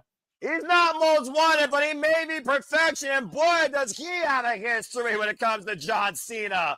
And remember, it was just Dolph Ziggler's back in WWE. it was in the It's a neighboring. nice hybrid. It's Dolph Nemeth because he still Yeah. has the Wanted Man jacket, but the OG Ziggler music. Well, I still prefer I Am Perfection, but either way, he is here tonight to show the world what he's capable of from the Mecca Sports Entertainment former Money in the Bank, former World Heavyweight Champion, lest we forget. And remember, it was just a neighboring state, New Jersey, East Rutherford, where he got that loud ass pop when he came out with that Money in the Bank and cashed in on Alberto Del Rio to become the new world champion. One of the loudest pops you've ever heard on Raw. Yeah, no kidding. Cleveland, Ohio, Kent State, undefeated amateur wrestling athlete. And of course, as Jada so ugly put it, the former TNA World Heavyweight Champion and also former TNA Tag Team Champion. Back when, Raw's After Mania actually meant something and they were can't miss. And a former NXT champion, lest we forget, and also a 6-time WWE Intercontinental Champion, the very title John Cena has. Dolph Ziggler back in the WWE ring. I'll be damned. It's Dolph Ziggler versus Solo Sikoa. And it looks like Solo Sikoa is absolutely unfazed and unimpressed. Zack Ryder, Dolph Ziggler, sheesh, Nostalgia City. The bell sounds and it's official, Noah. Yeah, here we go. First round match, Solo Sikoa versus Dolph Ziggler. I gotta wonder, though, who the hell's going to be on the other side of the bracket waiting for one of these two men? I'm not mad whatsoever. Like, I'm not either. this past Ziggler- Friday and tonight. Yeah, no. I Ziggler think called two of his the right shot for the choices. tournament. Because they Well, I both mean, he's have always a call shot. they both have history with John Cena, so it makes sense. Exactly. I was about to say the last time we saw Dolph Ziggler in the ring was a 1 minute long double count out match on Monday Night Raw in May 2023 against JD McDonough.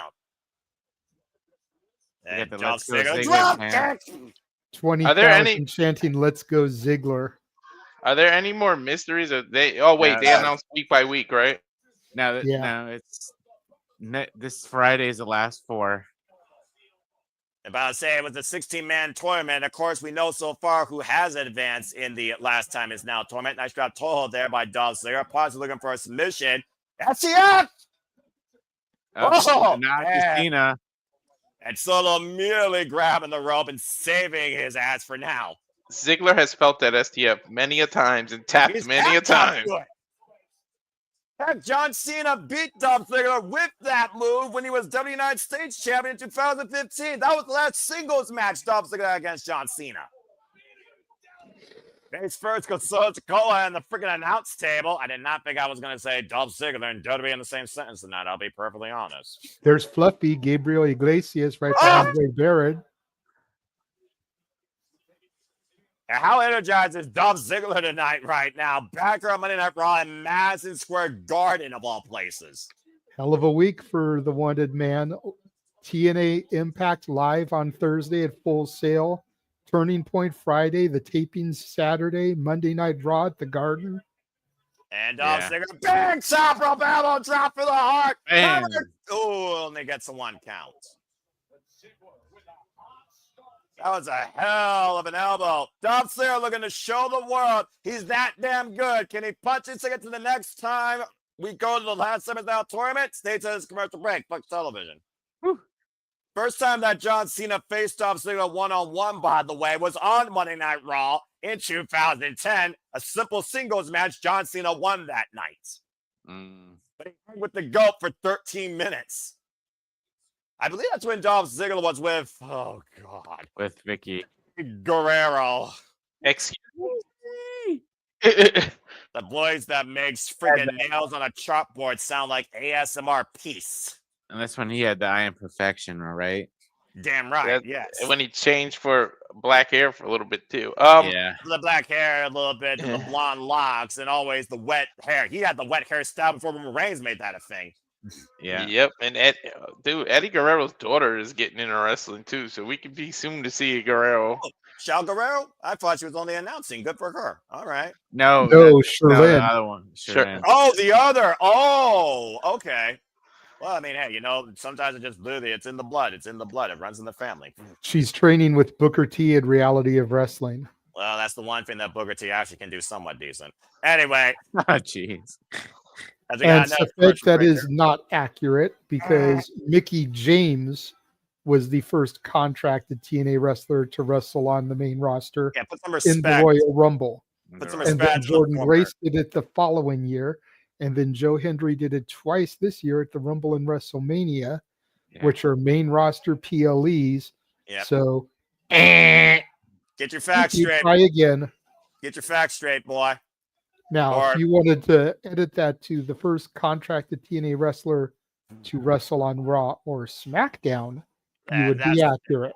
Yeah, I'm about to say context is key whenever it comes to your actual analysis and pontificating to people what you mean. Just saying. And of course, the last time that we saw Dolph Ziggler in a WWE ring was actually Fastlane 2018 with John Cena. It was a six-pack challenge for the WWE title. AJ Styles, of course, defeated Baron Corbin, Dolph Ziggler, John Cena, Kevin Owens, and Sami Zayn. Of course, that was a couple of years after the whole brand split thing was happening with Raw and SmackDown, and AJ Styles, of course, was the WWE champion.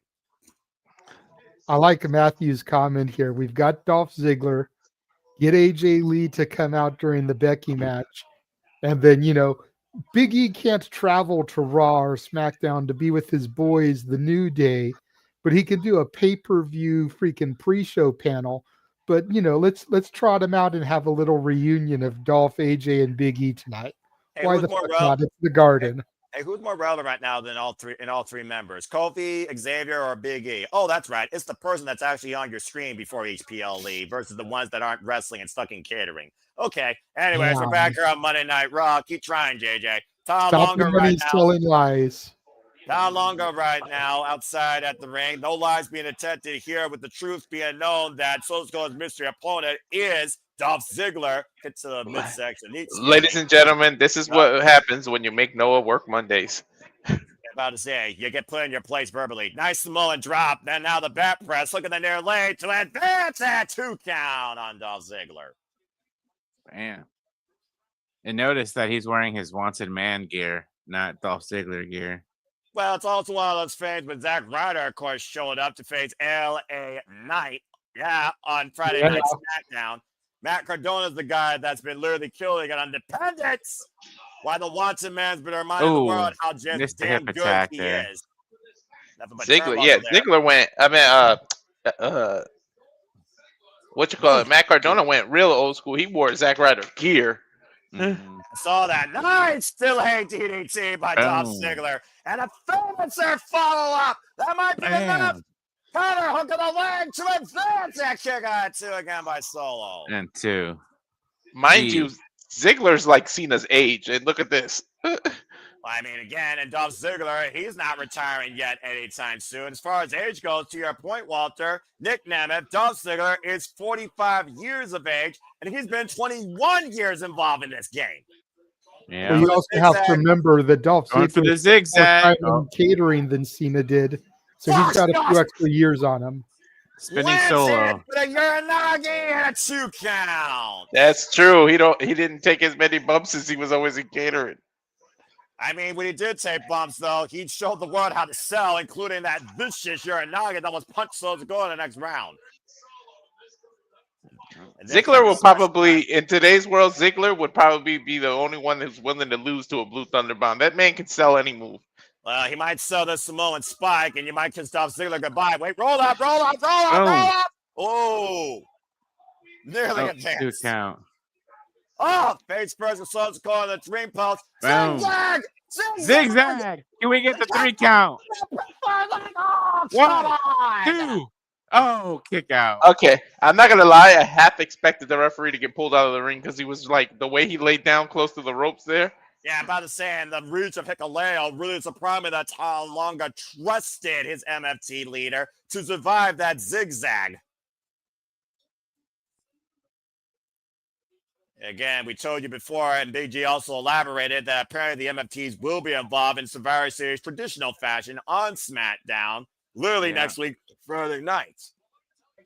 20,000 just chanting, "Ref, you suck."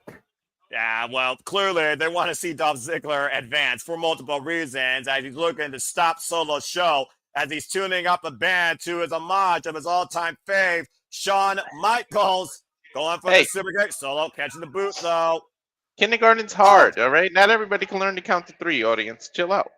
Press kick. Well, I'm sure there's more people that know how to count to 3 than this referee in the ring, actually. Solo counter. Oh, God, that spike! Now there's have this fight. cover two. God damn it. So Sikoa advances. Rest in peace, Dolph Ziggler. Well, we all Man. know a lot of referees can't count to 10. That's for damn sure. This is also accurate. And again, that Samoan spike stops Dolph's show tonight. So Sikoa's punch his ticket to the second round of the last time it's now tournament. Well, we know Gunther's winning the tournament now. You can only hope. Let's take a look at the replay here, Big G. Look at this. God! What a spike. Right into What a his sell. dropped dead. If the Simply Reliable Studios had an award for the best seller, I think Nick Nemeth would win that award. By far. It's not even close. But you're about to say, if anyone knew how to sell in WWE, it was the show off. It was Dolph Ziggler, and you might have just saw him show you the world last time in a WWE ring. So to go advance last time is now tournament, folks, and stay tuned to see who his opponent will be. As we got another brief break here for some nonsense, going back to something else later tonight. I don't know what the hell we're looking at. Highlight of the night presented by Google. If anyone needs to reach a turning point and a new genesis, it's Nick Nemeth now. Well, I mean, you say that, but let's not forget, Nick Nemeth can still call his shot. He has a guaranteed shot for any TNA championship right now. He tried to call a shot on Kazarian at Turning Point, and then the fucking NXT rechats came into play as Ava Reigns trying to take TNA over from within, in my opinion. And this is not the same TNA I grew up watching.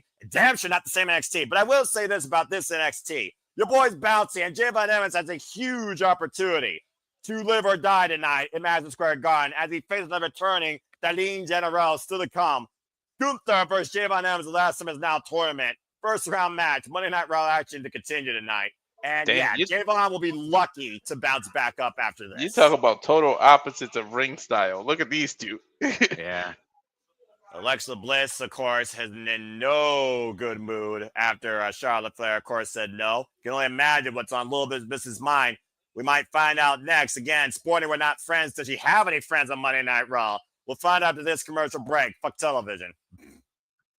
I'm so glad Alexa's back. Like when she came back at the Rumble, like that was a legit surprise. Like nobody knew when she was coming back, if she was coming back after her pregnancy, and spending time with her family and whatever else she had going on in her personal life. But like, I was like, holy crap! And it's hard to do legit surprises in 2025.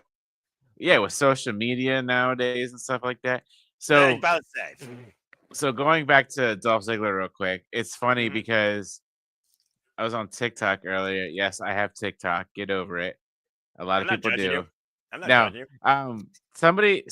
Somebody had interviewed Dolph Ziggler about throwing his name into the John Cena tournament, and Dolph Ziggler played it off. He's like, nah, he's like, he's gonna focus.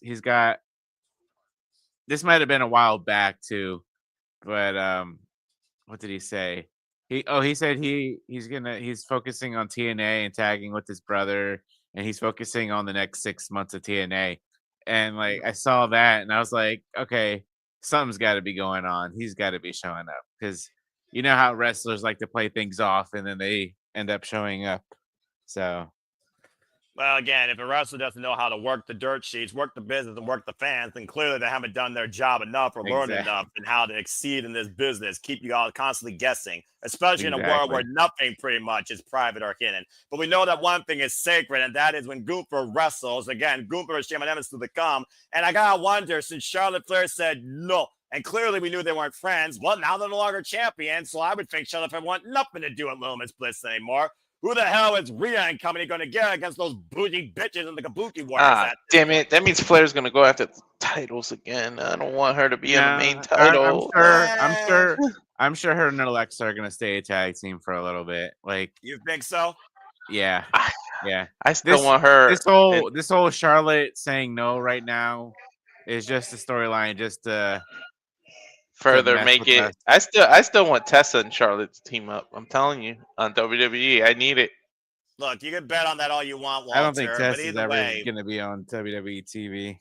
Yeah, about to say you got a better chance of winning at a blackjack table in Las Vegas next year, WrestleMania. And I just remembered you guys said the same thing when it came to Obafemi versus Moose. All right, just remember that. Not everybody said the same thing, Walter. Some of us were on your side. I know. So I'm calling this now. Go for it. I'm telling you now. Because I think we all know by now that the whole face-off for the Men's Survivor Series is going to be closing the show. Yep. The last two people, I'm telling you now, are going to be Roman Reigns and Brock Lesnar.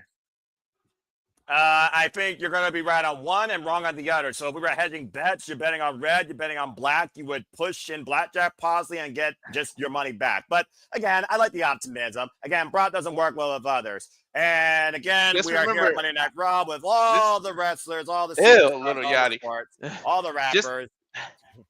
Oh, a PSP. Just call him little. He went old school. SmackDown versus Raw 2006. Oh, Aljamain Sterling. You know a thing or two about that, Walter, being the UFC expert, of course. Worst featherweight championship win ever. Oh, Lin-Manuel Miranda. There you go, Lin-Manuel Don't talk Miranda. about Bruno.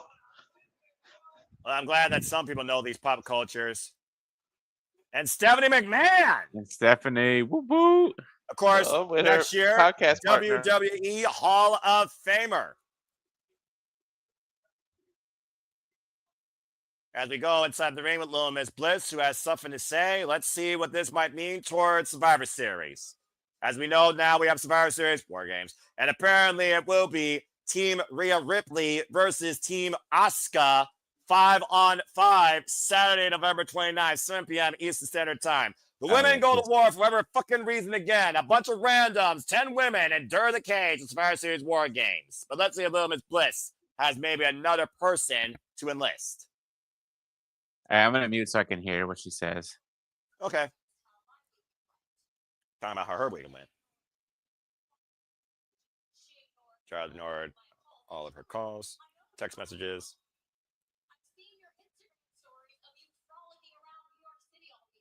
So she knows she's been in New York all weekend. What are you going to try? Wait, what's she doing? What are you doing? Stare at the camera. Look at, really, Charlotte? After everything been through.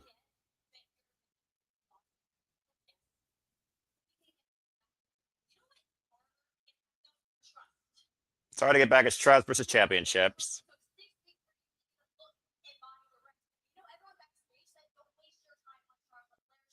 Alexa Bliss being the only one to be there for Charlotte Flair, even though it took 6 weeks.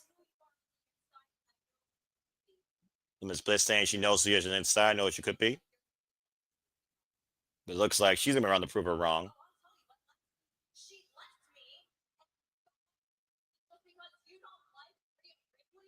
She left Bliss because she doesn't like Rhea Ripley. Alexa has this with Rhea too. That ain't all, flowers and candy. That's all accurate. The second that Alexa needed Charlotte to have her back, she didn't. Your best friend? What? Alexa, you smoking crack. She used the F word? Ooh. All right. Damn. Gone to hell and back for him. Well, as she was going to keep titrating Charlotte, here comes those bougie bitches and the Kabuki Warriors and Asuka. Lash is a tall drink of water compared to Kyrie. Yeah, about to say. Lash made the list, trust me. Ray shirt. Mm-hmm. Well, I mean, Lash Anybody is here speak definitely on the Japanese? list. Can someone answer this question for me? And no, I'm not being facetious. Go for it. How the fuck did Lash Legend end up on the main roster before her man Trick Williams? I don't know. I don't know. Because it all just depends. No, you know what? Fuck it. I'm just going to be real with you. You want me to keep being real? I'll be real with y'all right here. Because SmackDown doesn't have a fucking women's division. They don't want Nia Jax to beat that bitch yet once again for the championship when they ran Tiffany versus Nia 6 times over. Fair enough. Like I said, people know it doesn't sugarcoat shit. I speak facts and I speak when I'm supposed to or when I want to. And I gotta right give it now, to Asuka too. By the way, that whole time she was off, she really worked on English. Like she can cut better promos now, even in English. Like she Yeah. really worked on it. Well, Asuka's definitely been one of those that's truly been able to be bilingual in WWE. So, but right now, this might end bad for Alexa Bliss as we got Nia, Lash, and the wait a minute, I stand corrected.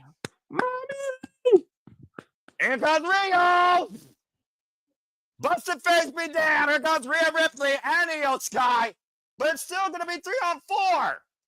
That's the one thing I hate about wrestling. Like, I saw her making it to the ring. Y'all could have got in and beat up Alexa Still before they got there. It's a movie, Walter. Just put that in perspective. And Come here on, we let's go. go. Nia's a heel wearing a Rey Mysterio t-shirt. Make it make Hey. sense. Kevin Owens did the same thing when he was a heel. He always wore baby face shirts. It really, this is accurate, by the way. Thank you for that, But Big he, G. but he was doing it to taunt the person he was feuding with. Yeah, This that's is like good, too. completely random. Yeah, she likes Rey Mysterio. She's a I fan. mean, you know, you wear random shit when you're involved in random shit. This I women's war think- games is random. I think she's from San Diego too, if I'm being I honest. think She so. is. You are She is. correct. She is. But maybe, So that could be she- part of it. maybe she wore something too sexy. It was like, throw a damn Damn. shirt on, and she just threw whatever was near her. Bougie bitch throwing a stiff elbow, cracking Bliss's head. Come on, Charlotte, Wait you a know. minute. There she is. There's the Queen of New York. Here comes Charlotte Flair. Maybe she does care about Little Miss Bliss after all. And she's not dressed in fashion. She's dressed for a fight. She got a damn candlestick with her. Well, I mean, hey, you need to bring an equalizer against Nia Jax. I'm just saying. You got to close that Boom. bridge somehow. Just Boom, grabbing away shakalaka. against Boom, Nia Jax. shakalaka. Shout out to DJ at Rock and Roast, by the way, always for that reference. Copyright, trademark him. And right now, just cracking away at Nia Jax and Lash Legend, swinging better than a freaking New York Yankee. Lash Good getting grief. baptized with that Singapore cane. But somehow, the Kabuki Warrior is being fed off right now, and maybe we do have Charlotte Flair involved in this Survivor Series affair. Maybe Alexa Bliss knows Charlotte Flair more than we think. Maybe the last few months didn't mean nothing.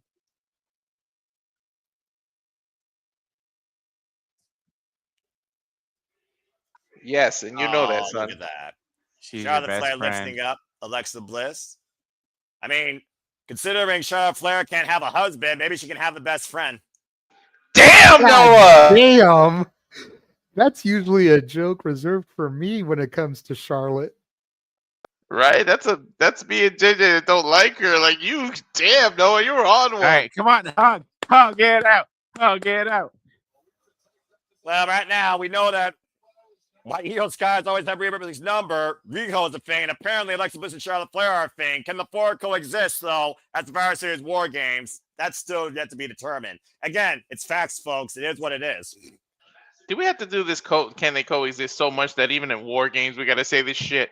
Well, Probably. with peace, well, if you want peace, you have to go to war sometimes alongside your most formidable enemies. And speaking of war, the men's War Games face-off still to come as this new vision led by Paul Heyman takes on Cody Rhodes and company, the Usos and CM Punk, 4-on-4, and apparently all 8 men and Paul Heyman are in the building. And it is official. Nikki Bella Oh, will take shit. on Stephanie Valkyrie for the Women's World Championship in San Diego at Survivor Series War Games. Good luck with that atmosphere, Jeff Meacham. You're going to need it.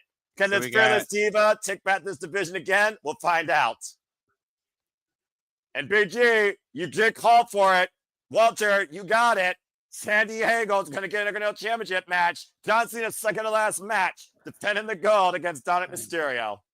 So if you guys are okay with it, well, if let's be real, if JJ's okay with it, I'd be an honor to call the last 2 matches of John Cena, to call the Survivor Series and Saturday Night Tournament. I can't think. The brain is losing Big G, but that's all right, man. And like now we're listening to John Cena talking about singing approval. Oh damn! I better find my Cena shirt and hat. Oh, jeez, really? Dude, I've been wearing the Cena hoodie for the last 2 weeks. I know, Cena- Big G. I know. I love it, by the way. And as Bro, far as I I'm have concerned, I welcome it.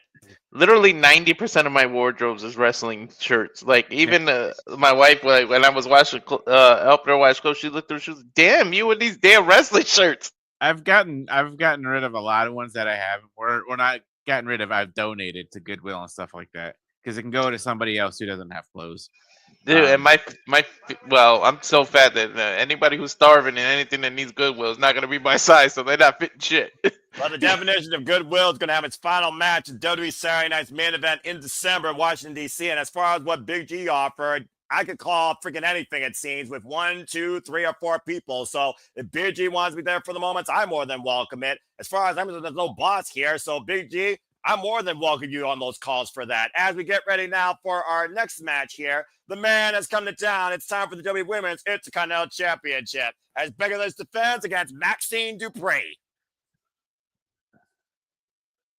I coincidentally had that set up because I figured that was next. Well, I'm about to say there's not much more left besides the one match I am here for. But that being said, this might be the one opportunity that Maxine Dupri may ever get gold for. Oh yeah, no, you weren't here. Dupri. I said that they're going to pull the trigger and have her win. I predicted that Maxine would win this. Well, pigs could fly if Japan have their way. Can Maxine Dupri actually win the Women's Intercontinental Championship? We'll find out after this commercial break. Good luck, Maxine. You're going to need it. Fuck television. I think she's going to need more than luck, to be honest. She's going to need a damn miracle. Then again, New York, dreams do come true, and sometimes people make it, you know? It is the season of miracles. Christmas is a month away. Oh, bloody hell. You had to bring that bull crap up. We're not even through Thanksgiving yet. Look. When we were doing the pre-show, I mentioned how Maxine is not going to be a long-term champion if she wins it. It would definitely be transitional. Yeah. Probably not longer than Cena's final match or the Rumble best case scenario. There is a woman who has been noticeably missing from WWE television since around Mania time this year. Who's that? And the last time we saw her, she was in a team with Maxine Dupri. Maybe it's just wishful thinking on my part, but if Maxine wins tonight, Natalya dethrones her. You're just dreaming of Natalya actually winning a championship again. Dude, but think about it. Then she goes into Vegas, Mania, as Intercontinental Champion, the belt that's most synonymous with her family. Brett held it. Owen held it. Bulldog held it. Yeah. Well, grasp for a dream, hold on to it, and one day it may actually come true. As Dusty Rhodes once said, grasp for a dream and reach for the sky. But I think you're full of smoke tonight. But that being said, Becky Lynch, who has been the WWE Women's Intercontinental Championship, again, I don't pull punches. You figure you're going to get sympathy out of me? Bah humbug.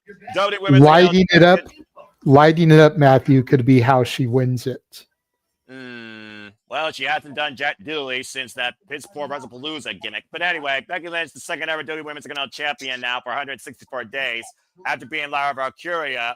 I mean, again, it's been a little while, so I guess weirder fans can happen. And we saw the Intercontinental Championship for the men change last week. So maybe the women actually do have a chance here to make this title mean something since Lyra no longer has it. And hey, we've had 2 Intercontinental Champions and 4 United States Champions in less than a year. What a freaking year. Daggum. And including a 2-time already. Yeah, 2-time Women's U.S. Champion.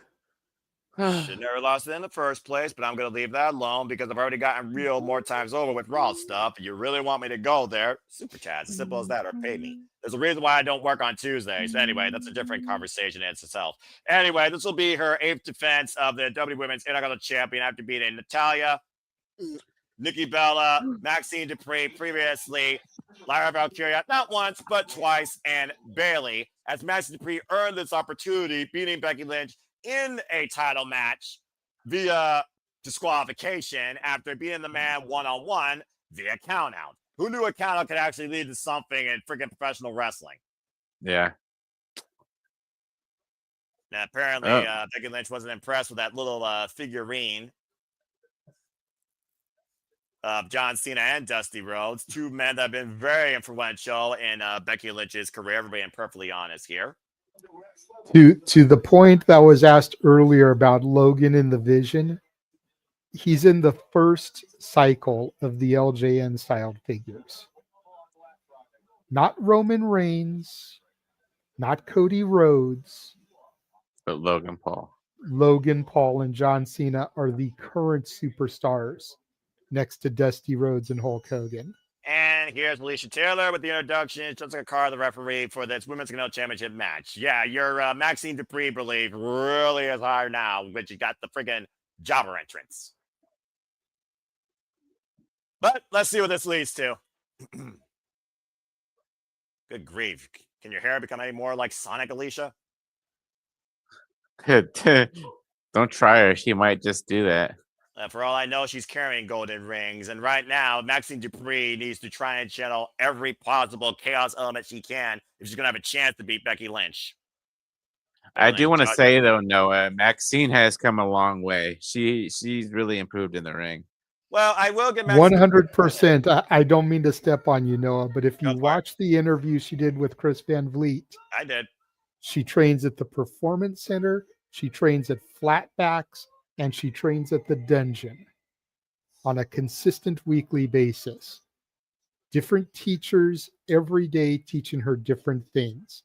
This is not the same Maxine Dupri that first stepped in the ring with the Alpha Academy. No. Well, let's see if she's prepared for this opportunity. Maxine Dupri going after the Women's Championship for the second time now. As the man, Becky Lynch looks to prove once again why she is above everyone else in this division. The bell rings and we are underway as Becky Lynch is jaw-jagging with Jessica Carr. Oh, and a boot! What the hell? Bam! Oh my gosh, she almost... Oh! I thought they were going to do the freaking Sheamus and Daniel Bryan for a second. That would have been absolutely made me jump out of my chair. What the hell?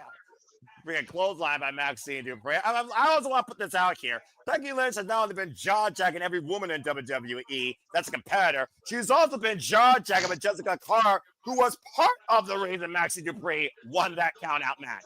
Oh, yeah. Jessica Carr had to count to 10 at a regular pace. Yeah, what a crazy-ass concept. A referee with a brain. Becky Lynch right now showing her brawn against Maxine Dupri, putting the boots to her in the corner. And, of course, champion's advantage, title going into his hands via pinfall or submission inside the ring. Counter disqualification means nothing. Maxine right off the rip with like a Claymore kick. Yeah, I still Becky can't believe how quick that was. I almost jumped out of my freaking chair. Dude, what is Maxine's finisher even? I have no damn clue. I want to say I want to say she does the ankle lock. Well, it would make sense considering she was a student underneath Chad Gable in the Alpha Academy for what it was worth.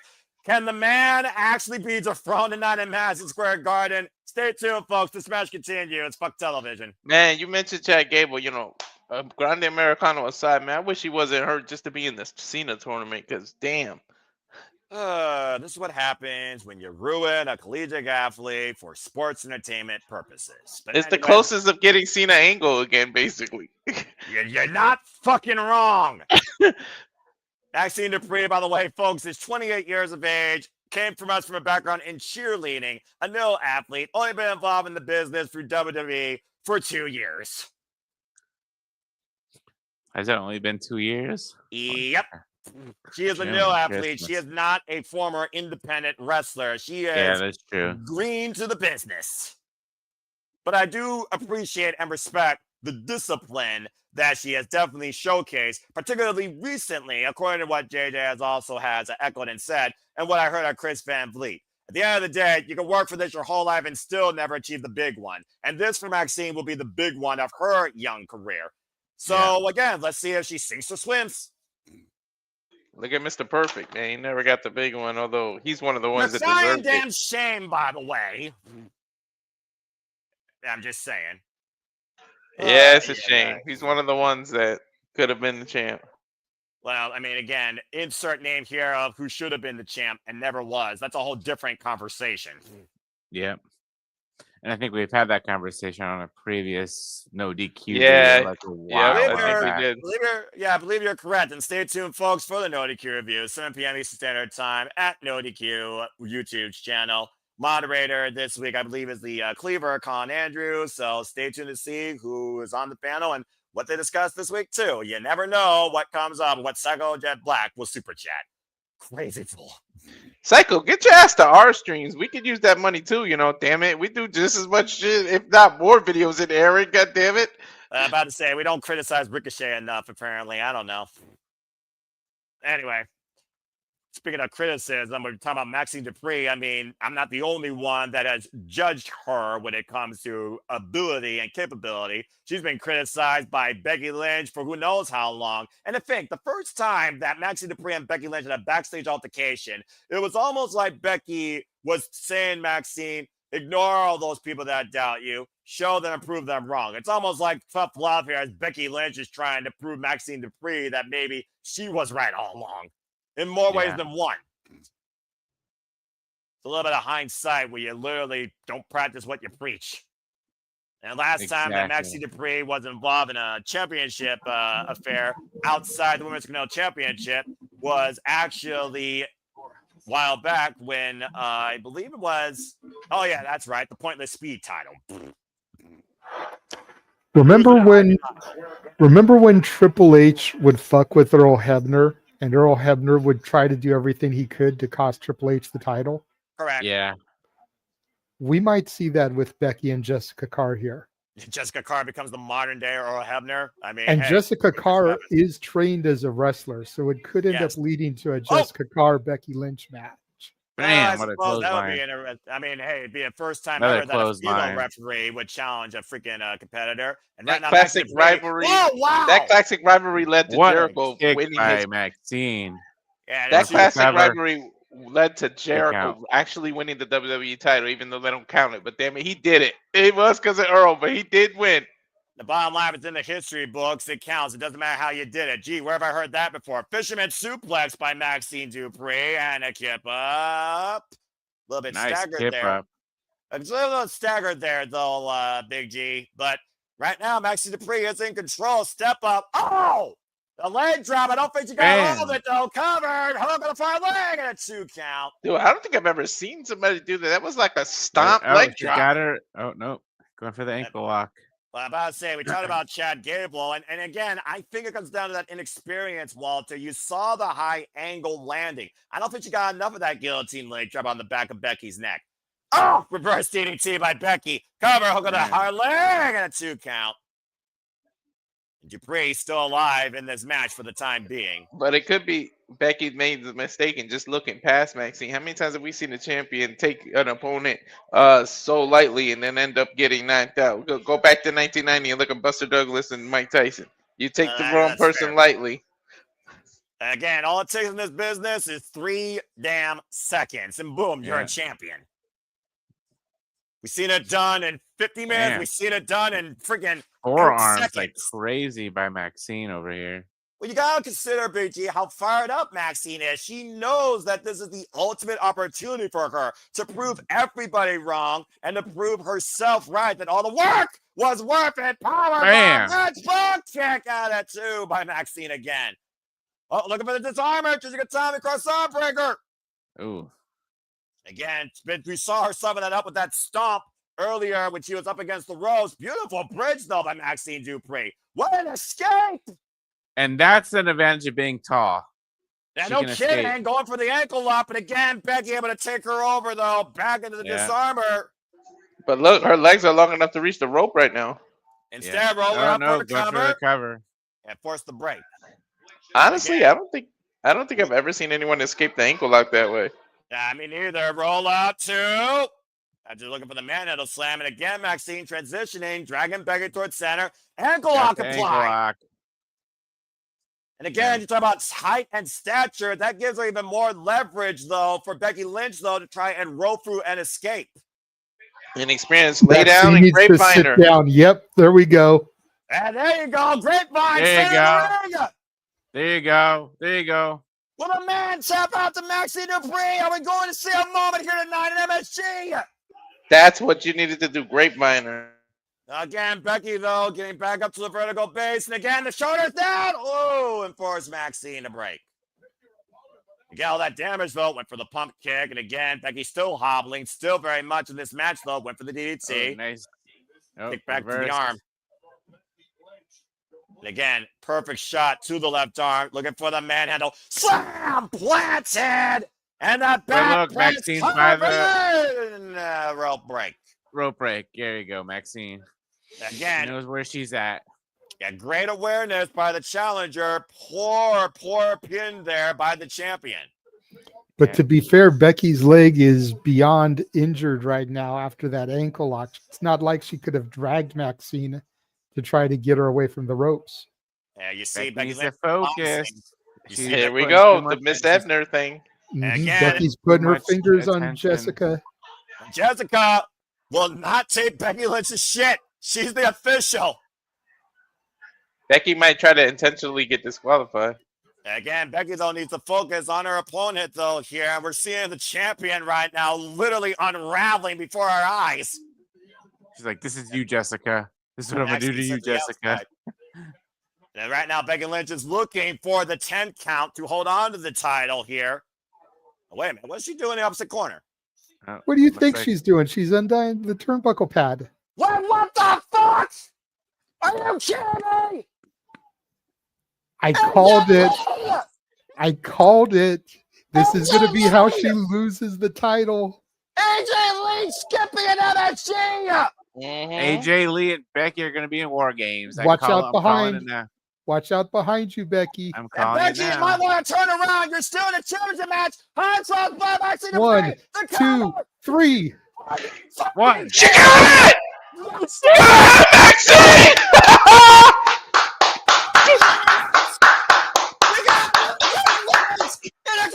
I told you. Oh, I shit. told you AJ was going to be how she did it. What the hell? I just knew she was gonna win it. And you know, a couple Frozen weeks- over. A couple weeks ago, Maxine said she had to talk to a friend of hers. $5 says it was AJ Lee. Well, who knew how long AJ Lee was a friend of Maxine Dupri? Congratulations! Maxine Dupri is the new WWE Women's Intercontinental Champion. I can't fucking believe it. You know Holy what's sad, though? As great of a moment as this is for Maxine, Maxine became Intercontinental Champion before Chad Gable did. Well, either way, that's not a here. Like, that's the only thing that's like sour about this, because Chad Gable should have had that belt 2 years ago. Well, he should Yep. Yeah. friggin' bat. It should have been a fucking generic luchador, and maybe that would have happened. So, gender be damned, Becky Lynch, the man, just lost her Women's Intercontinental Championship. Congratulations to Maxine Dupri. I cannot believe I fucking just said that. No, back to back, you call 2 new Intercontinental Champions. What the hell? And again, once again, in New York, you truly can achieve anything. As AJ Lee sticks it to Becky. They said New York's the city where dreams come true. I was saying, Becky Lynch, apoplectic. Congratulations again to Maxine Dupri. Wow. If you can make it here, you can make it anywhere. Congratulations. And AJ Lee, welcome back. I'll be damned. As we go on a commercial break. Fuck television. What the hell? What? Two Man. back-to-back weeks, brand new Intercontinental champions. Oh, I'll be shit. damned. Like, Well, that's a moment. and see, that's Shut where me up. WWE throws you off when you don't expect something. Yeah, I'm about to say, I mean, WWE rarely actually gives me a moment I fucking care about, especially on television, but that's a hell of a moment right there. I gotta respect that. How? And well, you know, I said AJ Lee ain't done Jack Dooley since WrestlePalooza. Well, she just did that. Yep. Okay, then. We'll see where that No, leads like, to. where And do I go from here? yeah, about to say, where does Maxine go from here? It sounds like that freaking Mr. Oracle here and his freaking partner of a vision called freaking Maxine Dupri's Intercontinental Championship future with Natalia When pigs fly, maybe pigs will fly sooner than later, apparently. Who knows? Japan might always- already alter their DNA. What the hell? You can always do what JJ said. She's a transitional champion. You lose it back to Becky, but then no, because then you do that too much with the IC title, and then you have her lose to AJ later. But then it kind of waters down the IC title. As if it wasn't watered down already when Becky Lynch took it from Lyra. I'm just saying. But that being said, I'm very happy for Maxine, and I'm hoping that she definitely proves her value as champion for this title that's supposed to represent workhorses or create a workhorse. We're being perfectly honest. That's what Lyra's been this year. Let's see if Maxine can follow up on that. Either way, I think we just book AJ Lee versus Becky Lynch. I called it at the outset of the match, and I will repeat it again. Clip it. 2 minutes, 14 or 2 hours, 14 minutes, and 15 seconds into this feed. Natalya will become the next Women's Intercontinental Champion. I still don't believe it. All right, but we'll see if he's right. Anyway, congratulations to Maxine. What will you do if I'm right, Noah? Nothing. All right. Because you know that when you put your foot in your mouth, you end up losing. Well, also when I You're put my foot in my mouth, scared. stuff actually happens. Nah, I'm not really scared of anything that you could actually do to me virtually from California here in Ohio. At the end of the day, I just don't think WWE puts that much stock into Natalya. Natty can actually do it. Natalya, they'll never let her be champion. But again, there's a reason why she's lost every freaking tournament there's been. That being said, we're here at Madison Square Garden where we just saw a young lady's dream come true. Truly, anything can happen. Maxine Dupri just became the Women's Intercontinental Champion. To JJ's By the point, way, though, you tell me the last time that Natalya was a singles champion and get back to me. Go ahead. but Walter. wait. To JJ's point, this is how you can get the natty character, the one that she uses on Bloodsport, everything, right? You get her to turn on Maxine, win that title, and you get that version of Natty on WWE TV. Because she's like, what the hell? I've done all that, and Maxine, who can't even wrestle, who I've had to train, wins this title? No, you're disrespecting me too much, and that's what can bring her back. Yeah, that'll be the day they actually book Natty, not Natalya, Natty on freaking WWE mainstream. Hasn't happened yet. I'm just saying. And there's a Fluffy, everyone's favorite comedian, it seems, Gabriel Iglesias. That's actually a I celebrity. pointed him out on TV before they did. Yeah, you did. And now he's on screen. One of the only people that actually care about that's not. Dude, I saw him There's back in like Javon. 2014, 2015 live in person. My God. Nice. I met him Hilarious. after a WWE show in San Diego, ironically. Seems like a genuine human being, to say the least. And speaking of genuine human beings, Dave Van Evans is about to see what a genuine professional wrestler is and what it means to almost be killed. And we'll see if he actually is able to come back from the ashes and strike it rich during NXT Gold Rush. I don't work Tuesday, folks. But stay tuned. We're covering NXT Gold Rush, of course, the 2-week event from the Madison Garden Theater starting tomorrow, where Javon Evans, regardless of the situation tonight, he and Leon still have a chance to beat Retribution for the NXT Tag Team Championships. But in the meantime, They actually have a chance to beat Dark State. Let's call them the proper name so we don't confuse the viewers at home. And Walter and I will be doing that Thursday, 8 o'clock Eastern, 5 Pacific. Yeah, they're irrelevant, and this guy Gunther. keeps that sacred as Big G plays the role of Ludwig Kaiser. Ooh, I like the robe. As Ooh. the Ring General. Yes, schön. Hey, that's my gimmick, Gunther. I'm sorry, Walter. Gunther wears it better. And of course, Big G, Gunther, this is the first time we're seeing him back on our screens and in action since losing the World Heavyweight Championship to CM Punk at SummerSlam. Oh, this is going to be Did good. they change his music?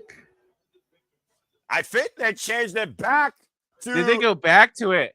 Yeah, they went back to Novgorod's New World Symphony. I'll be damned. That's the thing they used on the NXT That's UK his tournament. original theme. That's Ring Comp. That is pure Oh, WhatsApp. fuck yeah. Fuck yeah, let's go. Fuck that rattle. Yes, you finally went back to the original. About goddamn time. Gunther going back to what made him the 5-star leader on the first place. Sometimes you have to literally lose everything to return to who you once was to regain everything. And Gunther's about to prove that tonight. Power Rangers are underway. Of course, the opening chords of Takova's New World Symphony, literally the homage to the theme that inspired Jaws for this great white shark, this megalodon of the squared circle. So he went from baby shark to Jaws now. 20,000 fans are chanting Walter instead of Damn Gunther. fucking right. Fuck that W slave name. This is the Lean General. This is Walter. This is the former WXW, Progress, PWG, Define, OTT, NXT, UK. God damn this fucking NXT. Fuck it. Well, I tell you what, 33 Intercontinental and W World Heavyweight Champion. I tell you what, 33 people can hit subscribe to Walter. Hit Ranger Wrestling. Javon Evans again is gonna have to use all the speedy can. This is my match, damn it. Fuck everything. And Javon right now going up to the apron, holding Walter in the front face lock, and Walter able to escape again. A match of speed versus power. And I do wonder you do not do that against Lynch General and not get a receipt from that. Javon knows he has to strike hard, strike fast if he's going to survive to get to the next round of the Last Minutes Now tournament. And that's fair, but you've also got to consider we just saw a match where a championship changed hands because the champion took their opponent too lightly. And right Gunther, now, Walter, whatever you want to call him, patting the head of the bouncy Javon Evans. and there's your boy bouncing off the mat after getting a boot to the face. And now the game's changed. Take a look at the replay here. The Lean General back in 5-star fashion. Walter in the punches, taking in the tournament. We come up for this commercial break. Fuck television. I am so fucking happy to hear Takovic's fourth movement of the New World Symphony in pure, true form again in WWE because fuck Death Rebel. Anyway, I'm sorry. I think so. Few of the wrestlers, or not a few, but I'm sure a good amount of the wrestlers in the back have been complaining about wanting their old music back. We've seen Nakamura get his old theme back. Profits got their old theme back. I think Kyrie got her old theme back when she comes out by herself. Now Gunther has his NXT UK independent scene, of course, leader of Ring Comp, of course, for those that follow him in WXW, of course, leading the likes of Timothy Thatcher, Ludwig Kaiser, Giovanni Vinci, Killer Kelly, etc. I mean, again, we've been talking about this Austrian anomaly, the Big G, ever since NXT UK, but I've known him since Progress, WCBW, PJ independent scene.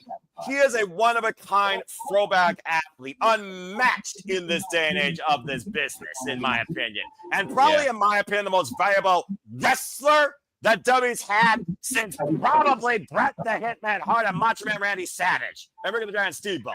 If rumors are to believe, Finn Balor and Rey Mysterio, Dominic Mysterio have complained about their music too. About damn time, because what the fuck was that shit I heard when Finn Balor and JD McDonough came out at the beginning? What the fuck was that new age shit?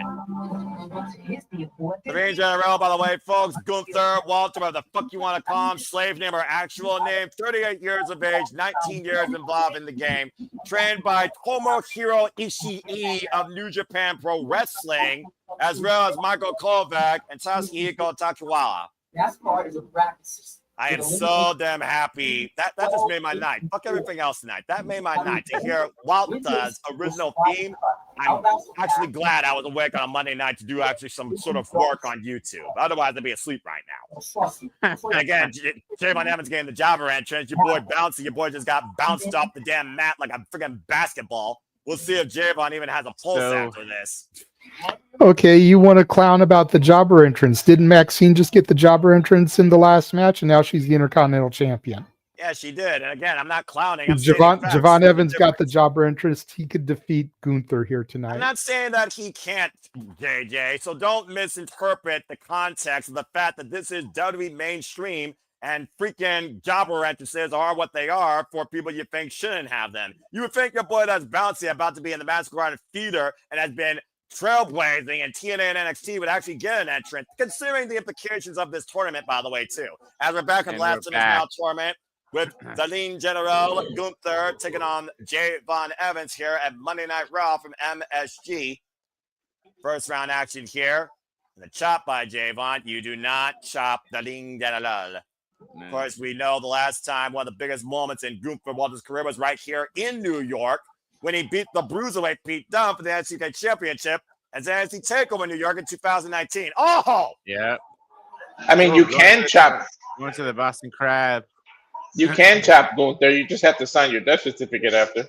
I mean, Pete Dunne learned that the hard way when he got that first chop that literally made him realize the anomaly he was facing. Yeah. Javon Evans, though, trying to roll through out of the Boston Crab, though, staring up at Gunther, getting one leg free, now kicking him away, creating separation. And, of course, last time we saw the Darlene General, like I said, oh, gosh, was that August in SummerSlam. When he suffered, I believe, a busted nose almost against CM Punk. The war for the World Heavyweight Championship. Again, folks, dedicated to this tournament, the person that wins this tournament will be the very last opponent in John Cena's illustrious career at Saturday Night's Main Event next month in December. And we just I wonder when Def Rebel's contract is actually up, because if you think about it, right, their parent company is TKO with the UFC, right? Yeah. UFC has the rights to a lot of songs, real songs, because a lot of the UFC fighters use actual songs when they come out. They like got the rights to, like when Anderson Silva used to come out with DMX, like Alexander Volkov, he comes out to the Man Down Under from the, to the Man Down Under. Yeah, because he's Australian. They have a lot of actual real songs. So if TKO takes over, that we can actually see more licensed music. It'll be nice to actually give W superstars a real presence that people can actually understand and appreciate versus some generic AI-driven bullshit.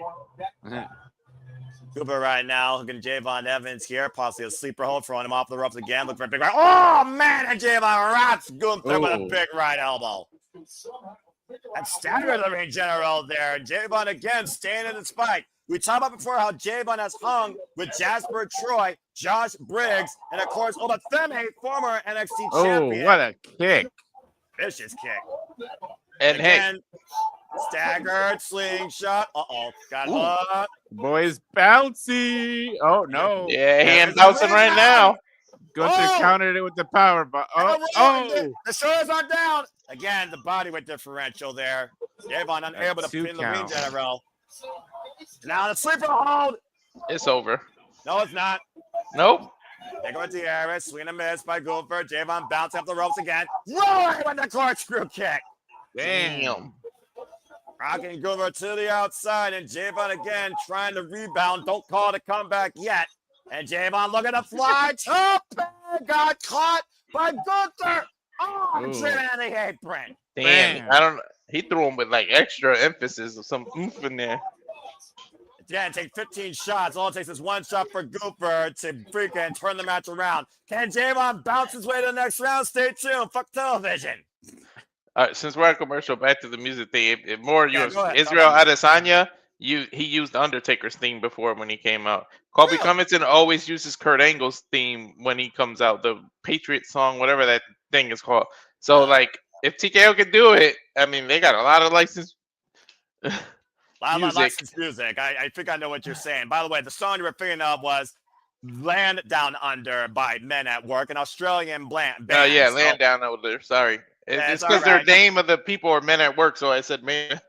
I mean, he's a man at work. We're looking at two men at work right now trying to get one step closer to facing John Cena in his final match of his freaking WWE career. The fact that Gunther, Darlene General, and Javon, so much promise for the young, bouncy boy. And of course, Darlene General has been the most defiant professional wrestler in this day and age, have not even shared a ring with John Cena. It's crazy. Nope.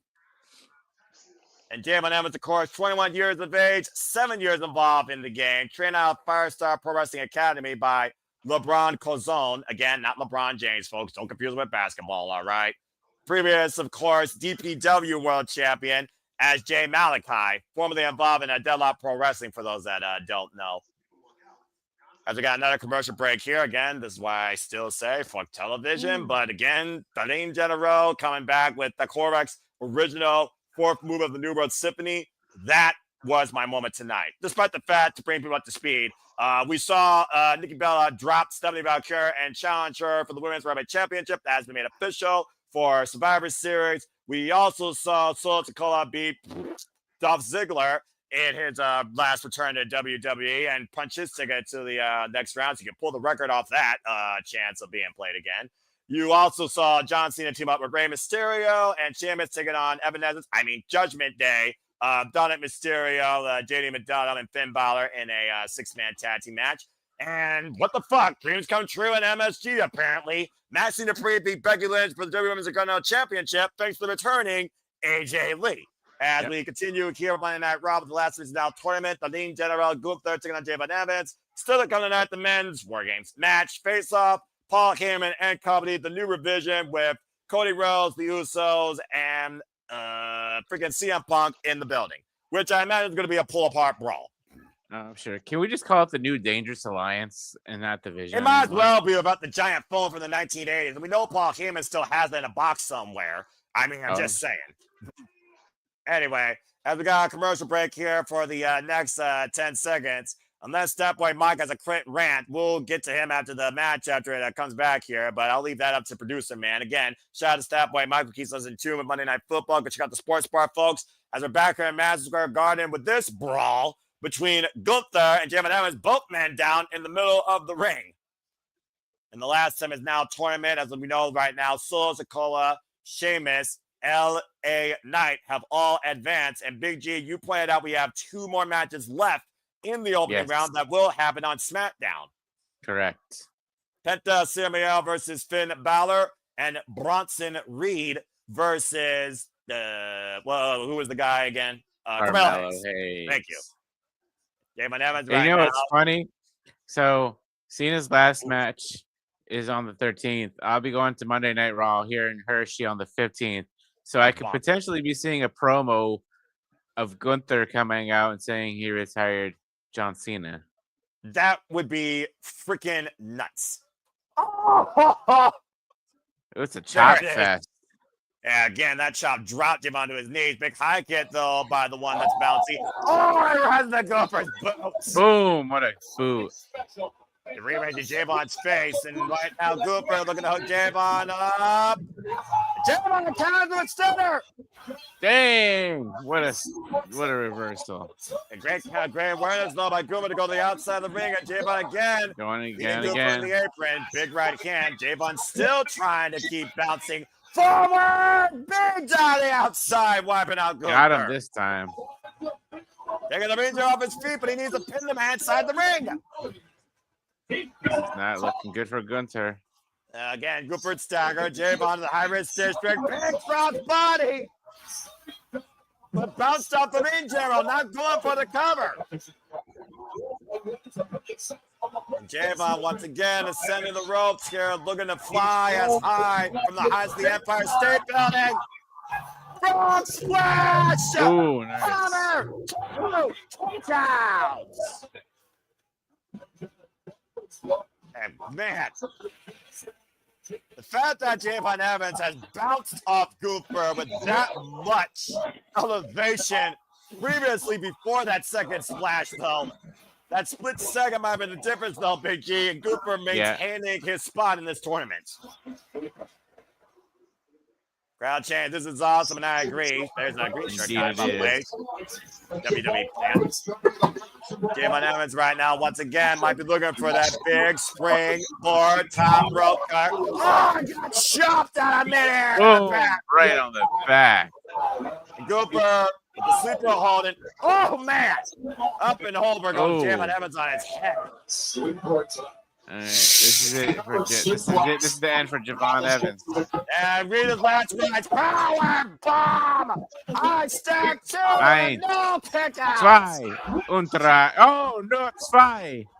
Again, though, Gunther, though, still wearing down Javon, now hammering elbows and a sleeper hold. Grapevine, middle of the ring. Javon Evans is going to sleep here, folks. And to see that I don't think he had a nap because he's going night-night. And right now, Javon's still trying to fight Pat, though, of everything he has left. Again, you see Gunther unable to hold his body. Able to keep a grip. Bring it back towards center, and again, Jay with the might be his last chance. There's the tap. Gunther advances. Yeah, he won the whole thing.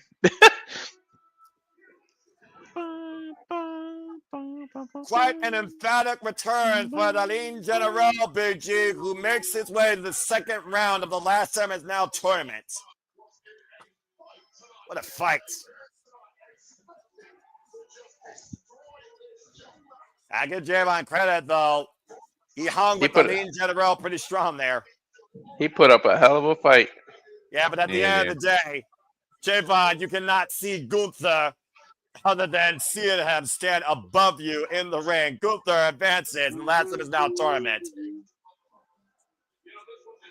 And this is a huge reboot for the Lean General if he wins this and be the last man to pin John Cena or put him to sleep. I am so damn glad to see this man back on my screen. Finally, someone I care about in WWE besides either Dragunov. Well, tonight's WWE Watch Along presentation brought to you again by Sikoa Studios. If you haven't already, subscribe to the Rage of Wrestling. Subscribe to Big G on his social media platforms. Subscribe to the Renegade Wrestling, JJ Williams. As we go backstage with AJ Lee and Maxine Dupri, I want to also give a shout out again to Stat Boy Mike, who has just given us some love and a shout out here, saying keep up the great work, as I know he's keeping up the great work covering Monday Night Football. And we're going to see if we can get some words of victory from Maxine Dupri. I don't know if she'll be able to put it into words. Saying she beat one of the best of all time. And proving that she belongs here. Saying thanks to AJ. AJ Lee said she loves an underdog and hate a bully. I mean, AJ Lee knows a thing or two about being an underdog and sticking it to a bully. I'm just saying. Here, let's see what decks for AJ Lee here.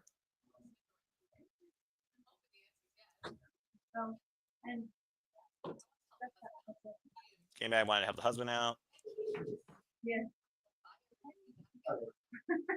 Apparently, Becky lit a fire in AJ that she forgot about. So who knows? And we'll see what's next for AJ. Hi, mommy.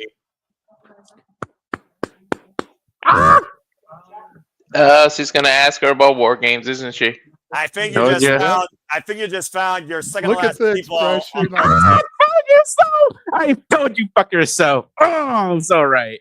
All right, Big G, calm down. While you're striking it rich in your opinions, we'll see if you strike it rich and hit the jackpot in a perfect prediction next year at WrestleMania Las Vegas. And they go to the Punk commercial right after AJ. Look at that. That was.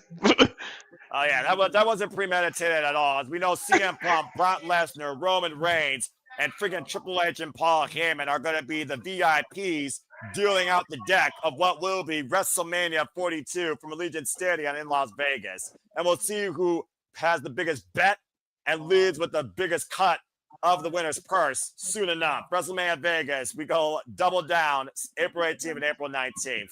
And we'll see if it's far better than this year, because this year was very forgettable. What won't be forgettable, though, is that Gunther will face either Carmelo Hayes or Bronson Reed next week on Monday Night Raw in the quarterfinals. Two men that the Lean General has never faced one-on-one. Dude, Gunther versus Bronson would be fucking that'd be banger. And so Sikoa will face either Finn Balor or Penta Ciampa based on who wins this Friday night. Next week on Monday Night Raw in the quarterfinals, as well as the Last of His Now tournament continues to determine John Cena's final opponent. And of course, so Sikoa has had his fair share of fallout with pretty much Rey Fenix, Penta Ciampa's brother. Mm-hmm. There you see the home of Survivor Series War Games, of course. And the War Games Advantage match will also be next week, Monday. But for those that don't know, an advantage means that basically one person from your team comes in ahead of the other team as they keep coming in intervals until everybody's involved. And speaking of the men's War Games, let's get a vision of things to come, because it's time for our final segment here on Monday Night Raw. Oh, boy. Get ready for a pull-apart brawl and another return or two. as this new revision has arrived in MSG. Oh, Logan Paul might be part because Drew's not coming out with them. Drew's gonna come out by himself. Well, I mean, that's just, we heard what Paul Heyman said earlier. Remember, Nick Aldis suspended Drew McIntyre indefinitely. But apparently, Paul Heyman, whatever power he has backstage, pulled some strings. Not only to bring Drew back, but I think he brought him back to Monday Night Raw. Yo, if Drew comes out to his old theme, I'm going to fucking pop out of this chair. Well, I mean, if he comes out to Broken Dreams. Well, how many broken dreams did he try to make come true? The fact that he just lost the WWE Undisputed Championship rematch against Cody Rhodes at Saturday night's main event. And speaking of which, Cody, Punk, the Usos will go face-to-face with this new vision of Paul Heyman, Bronson Reed, Braun Breaker, Logan Paul, and Drew McIntyre when we come back to Monday Night Raw. Survivor Series War Games, San Diego go-home angle to conclude the night's festivities after this commercial break. Fuck television. Oh, the television. Yeah, fuck up television. For life. But the show's been all right. That being said, I'm just happy to hear Gunther's original classical symphony. As Gunther truly feels like he's coming back to form here in WWE. Yeah, that's an instant grade up for you. You know how Aaron has like instant grade downs for like contract signings and stuff. Now that you heard his theme, that's an instant grade up for you. I mean, again, WWE is actually bringing a better spirit out of me that they haven't had in a long time with that as well. So I will give you that much, as I don't grade or rank anything. But there is a level of passion that I don't bring out of this company usually. That was brought out tonight in a couple of segments, and that was one of them. There you go. So there you go. Yeah, as Big G said. Well, anyway, as we got a moment to breathe here, we got about 90 seconds. So, again, do you think we're going to acknowledge the Tribal Chief? How do we end the night overall here? Because it does look like it's going to be 4-on-4. So, I mean, again, Roman said, I can't do it on my own. We know he's not on the last time. It's now tournament. And there you again see Triple H giving the nod of the future and accomplishment to the new WWE Women's Intercontinental Champion, Maxine Dupri. Again. And again, hell froze over. There you see it. Triple H, Dolph Ziggler. Again. It's crazy the world we live in, how instant things are like how instant information is.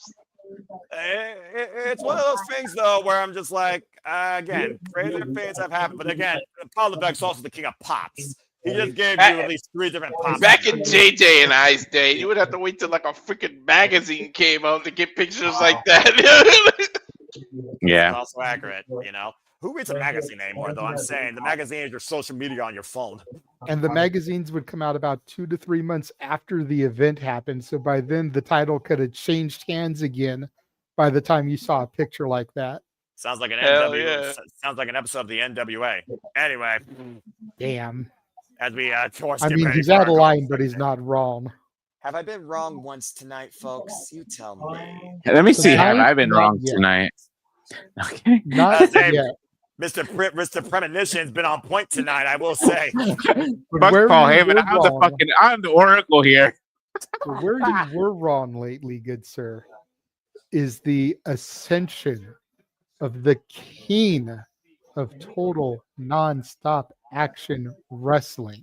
We'll see how long your king keeps his crown before it's off of his head. But I know I'm not wrong in saying this. You don't need War Games at Survivor Series, but it is what it is in this company that overkills gimmicks. Despite that, stay tuned, folks. Next weekend, we will be covering Survivor Series War Games. Our own special countdown, far more interesting than WWE with live music, and Jeff Motherfucking Media will be on site. And there will be City predicting for Survivor Series War Games. Sorry, no broken dreams, by the way. You just heard the and that will be next week, Friday, the day after Thanksgiving, following Friday Night SmackDown live at Survivor Studio. Stay tuned as we get ready for Paul Heyman to speak.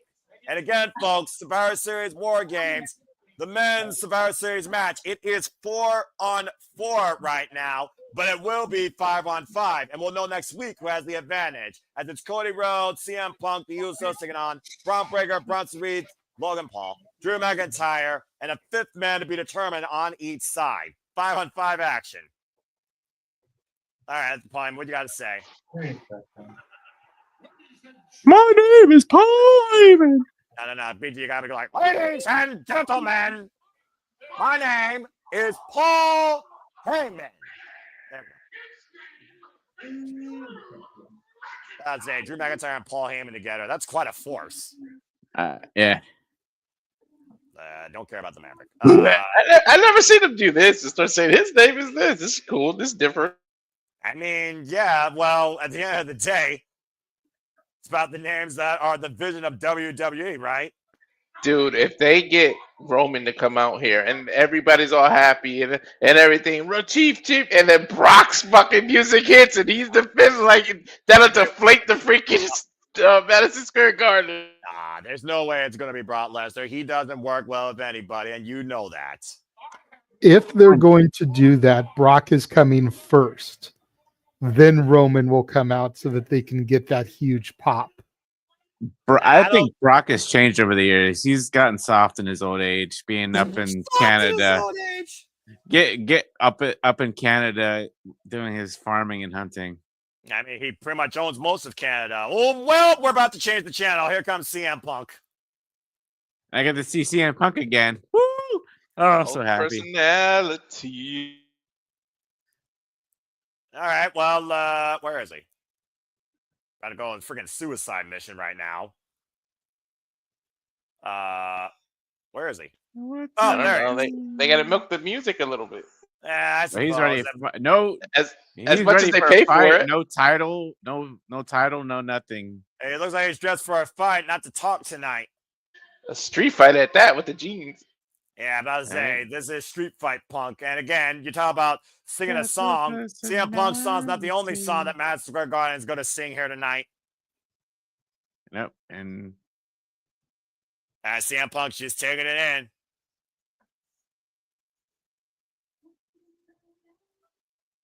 Well, it's not midnight, but I think we know what time it is. It's collaborant time. But still, this is 4-on-1. You'd be insane to go in there. What? What time is it? It's collaborant time. It's CM Punk. We know he's nuts. That's fair. This is the man that endured the beast Brock Lesnar at SummerSlam for damn near 40 minutes. But I say, where's CM Punk's backup, though? We talked about seeing the Vision here in full force. Where's Cody Rhodes? Where's the Usos? We already saw Logan Paul jack this man's jaw with brass knuckles. Why is Logan Paul looking like he's trying out for the Shield? I don't know. Maybe he's trying to be the new enforcer to Paul Heyman. Good.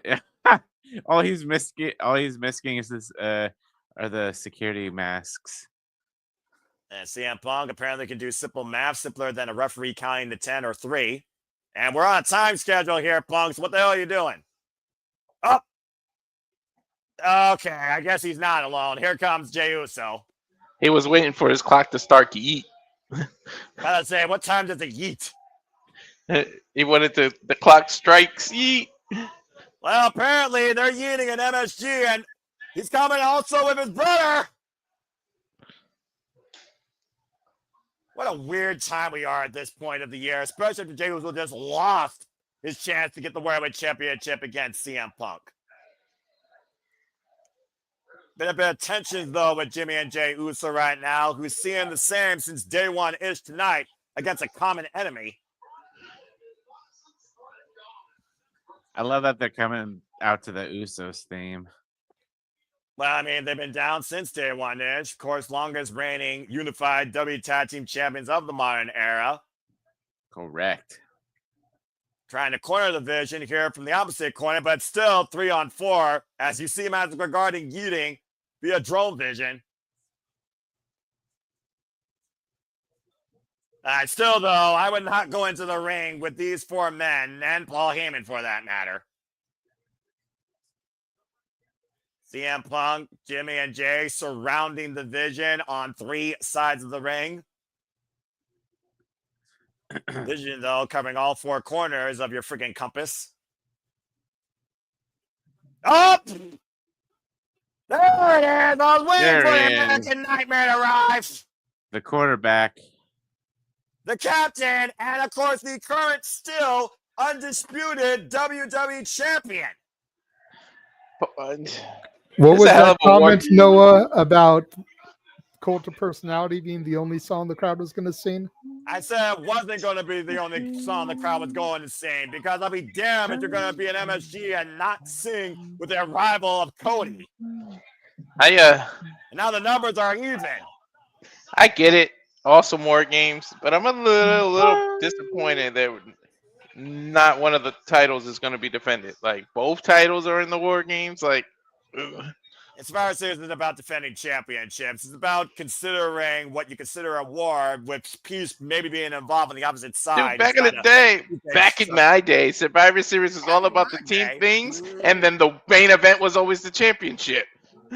Yeah, well, this isn't Survivor Series. This is Survivor Series War Games. Gimmick and fridge overkill, but it is what it is. And here we go! Aaron Red, top of grade. You got to pull apart Braun, your man, that segment. The time to talk is over. Paul Heyman said a few words, and now 8 men are just fighting in Madison Square Garden. Brock's music is about to hit. I'm telling you guys. Well, you got 10 minutes to prove me wrong right now. You got Bronson Reed, Drew McIntyre, Cody Rhodes, Jimmy J. Uso, Logan Paul, and CM Punk fighting in and out of the ring. And again, we're supposed to have an advantage match next week. 20,000 were just chanting for the OTC. I did mention his name, didn't I? And I'm sure Madison Garden wants to acknowledge him. The last time we saw Roman Reigns, though, he lost to the Vision Bronson Reed because of who he blames, Jey Uso. Oh! Rising knee strike by CM Punk, and the Bulldog follow-up taking down Logan Paul.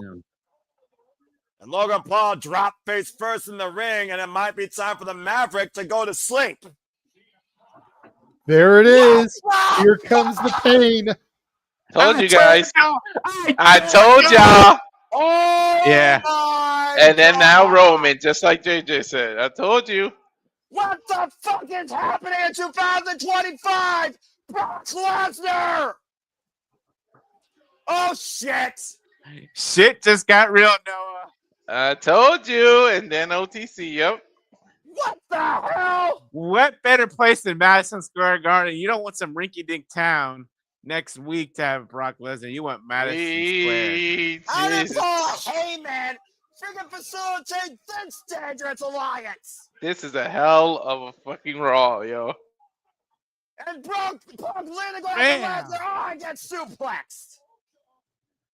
Oh, Lord. We haven't seen Brock Lesnar since he destroyed John Cena in 8 minutes at Wrestle Shit Loser.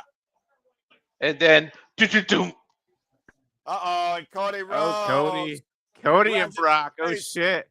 Yeah, about to say Cody and Brock, who embraced each other at SummerSlam 2023 after Cody survived Brock Lesnar in Detroit. Oh, man. Dude, I didn't realize till now, Cody's not that much smaller than Brock, like height-wise. They were kind of even almost. Well, he's not even when he's freaking bent over on his head and neck on the mat. Even over there doing Brock's dance. OTC, they're gonna get us. They're gonna get us. For Walter Cruz, for Big G, for JJ, I know it falls, but this has been Monday Night Raw from Madison Square. What the hell? I told you. I said they're gonna get us. They put the credits for Roman. I told you. I called it. Acknowledge the fact that Big G and Walter were fucking right. Roman Reigns is back. Woo! Roman fucking Reigns is back. Dude, this might be one of Brock Lesnar. This might be one of the best Raws in a while, man. It's one of the damnedest segments I've seen in a while. One game, get it be damn.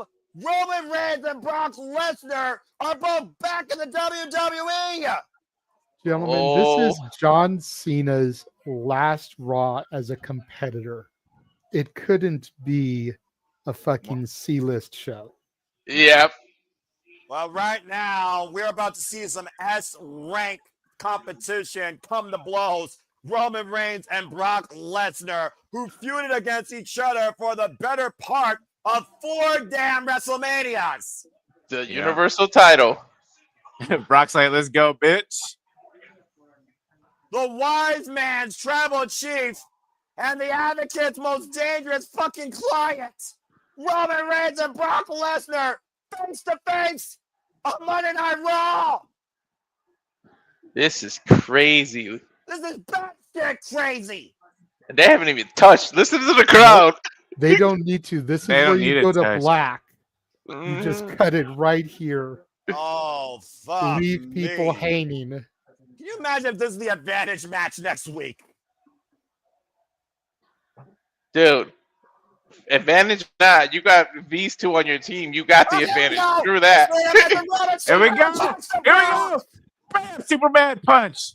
Damn, Brock sold that shit. Dude, Brock really sold that. He flipped over. You're gonna need New York PG to keep these two freaking monsters apart. Some future WWE champ stopping Roman. About to say right now. Got 4 security guards in the ring with Roman Reigns. Oh, wait, what's the ring from behind? The tribal thief from behind. What a fucking dumb gimmick, by the way, though. Oh, Bronson Reed clocking the generic W security. It may be a dumb gimmick, but you got to pop a little bit for the shirt with the OG tribal chief type of writing on it.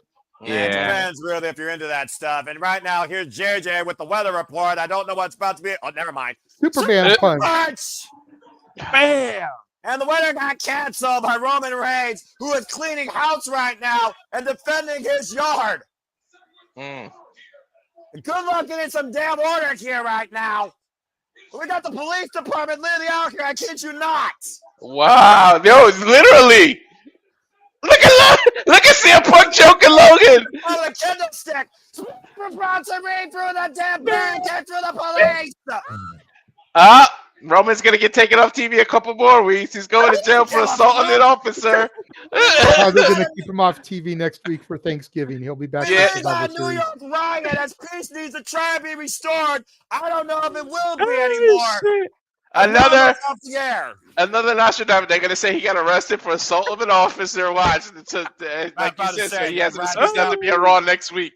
I'm about to say, this is how you protect freaking Roman Reigns to freaking feast with his family for Thanksgiving and kayfabe be dead before they go into Survivor Series War Games. Well, fuck the War Games gimmick aside. We have a war on our hands, folks, and there's your generals and your secret weapons at the helm. Roman Reigns and Brock Lesnar are back as Monday Night Raw goes off the air. For JJ, for Walter, for Big G, I'm Noah Foss, but this has been Monday Night Raw from MSG. John Cena's final Raw appearance. Hope you enjoyed the comments and reactions. I don't know what the fuck we're going to be doing next week, Saturday. Prepare for the fucking damnedest PLE of your life. You thought was going to be generic. But we'll see you next time here for whoever covers freaking Gold Rush. These two yahoos. Tomorrow night, Tuesday night. Oh my God, NXT! Here at the Simply Reliable Studios. I'll see you then. Walter, cut the fucking feet. We're doing it Thursday. Oh, yeah, I tried to say that earlier, but I don't think it got heard. Oh, okay, well, watch. They're going to do a freaking retro because, again, fuck the CW as well. So we won't see you tomorrow night. So make a part of the Pretzel Live. Have a good night. We'll see you Thursday night. Cut the fucking feet. No one's been on one today, man. That's all, folks.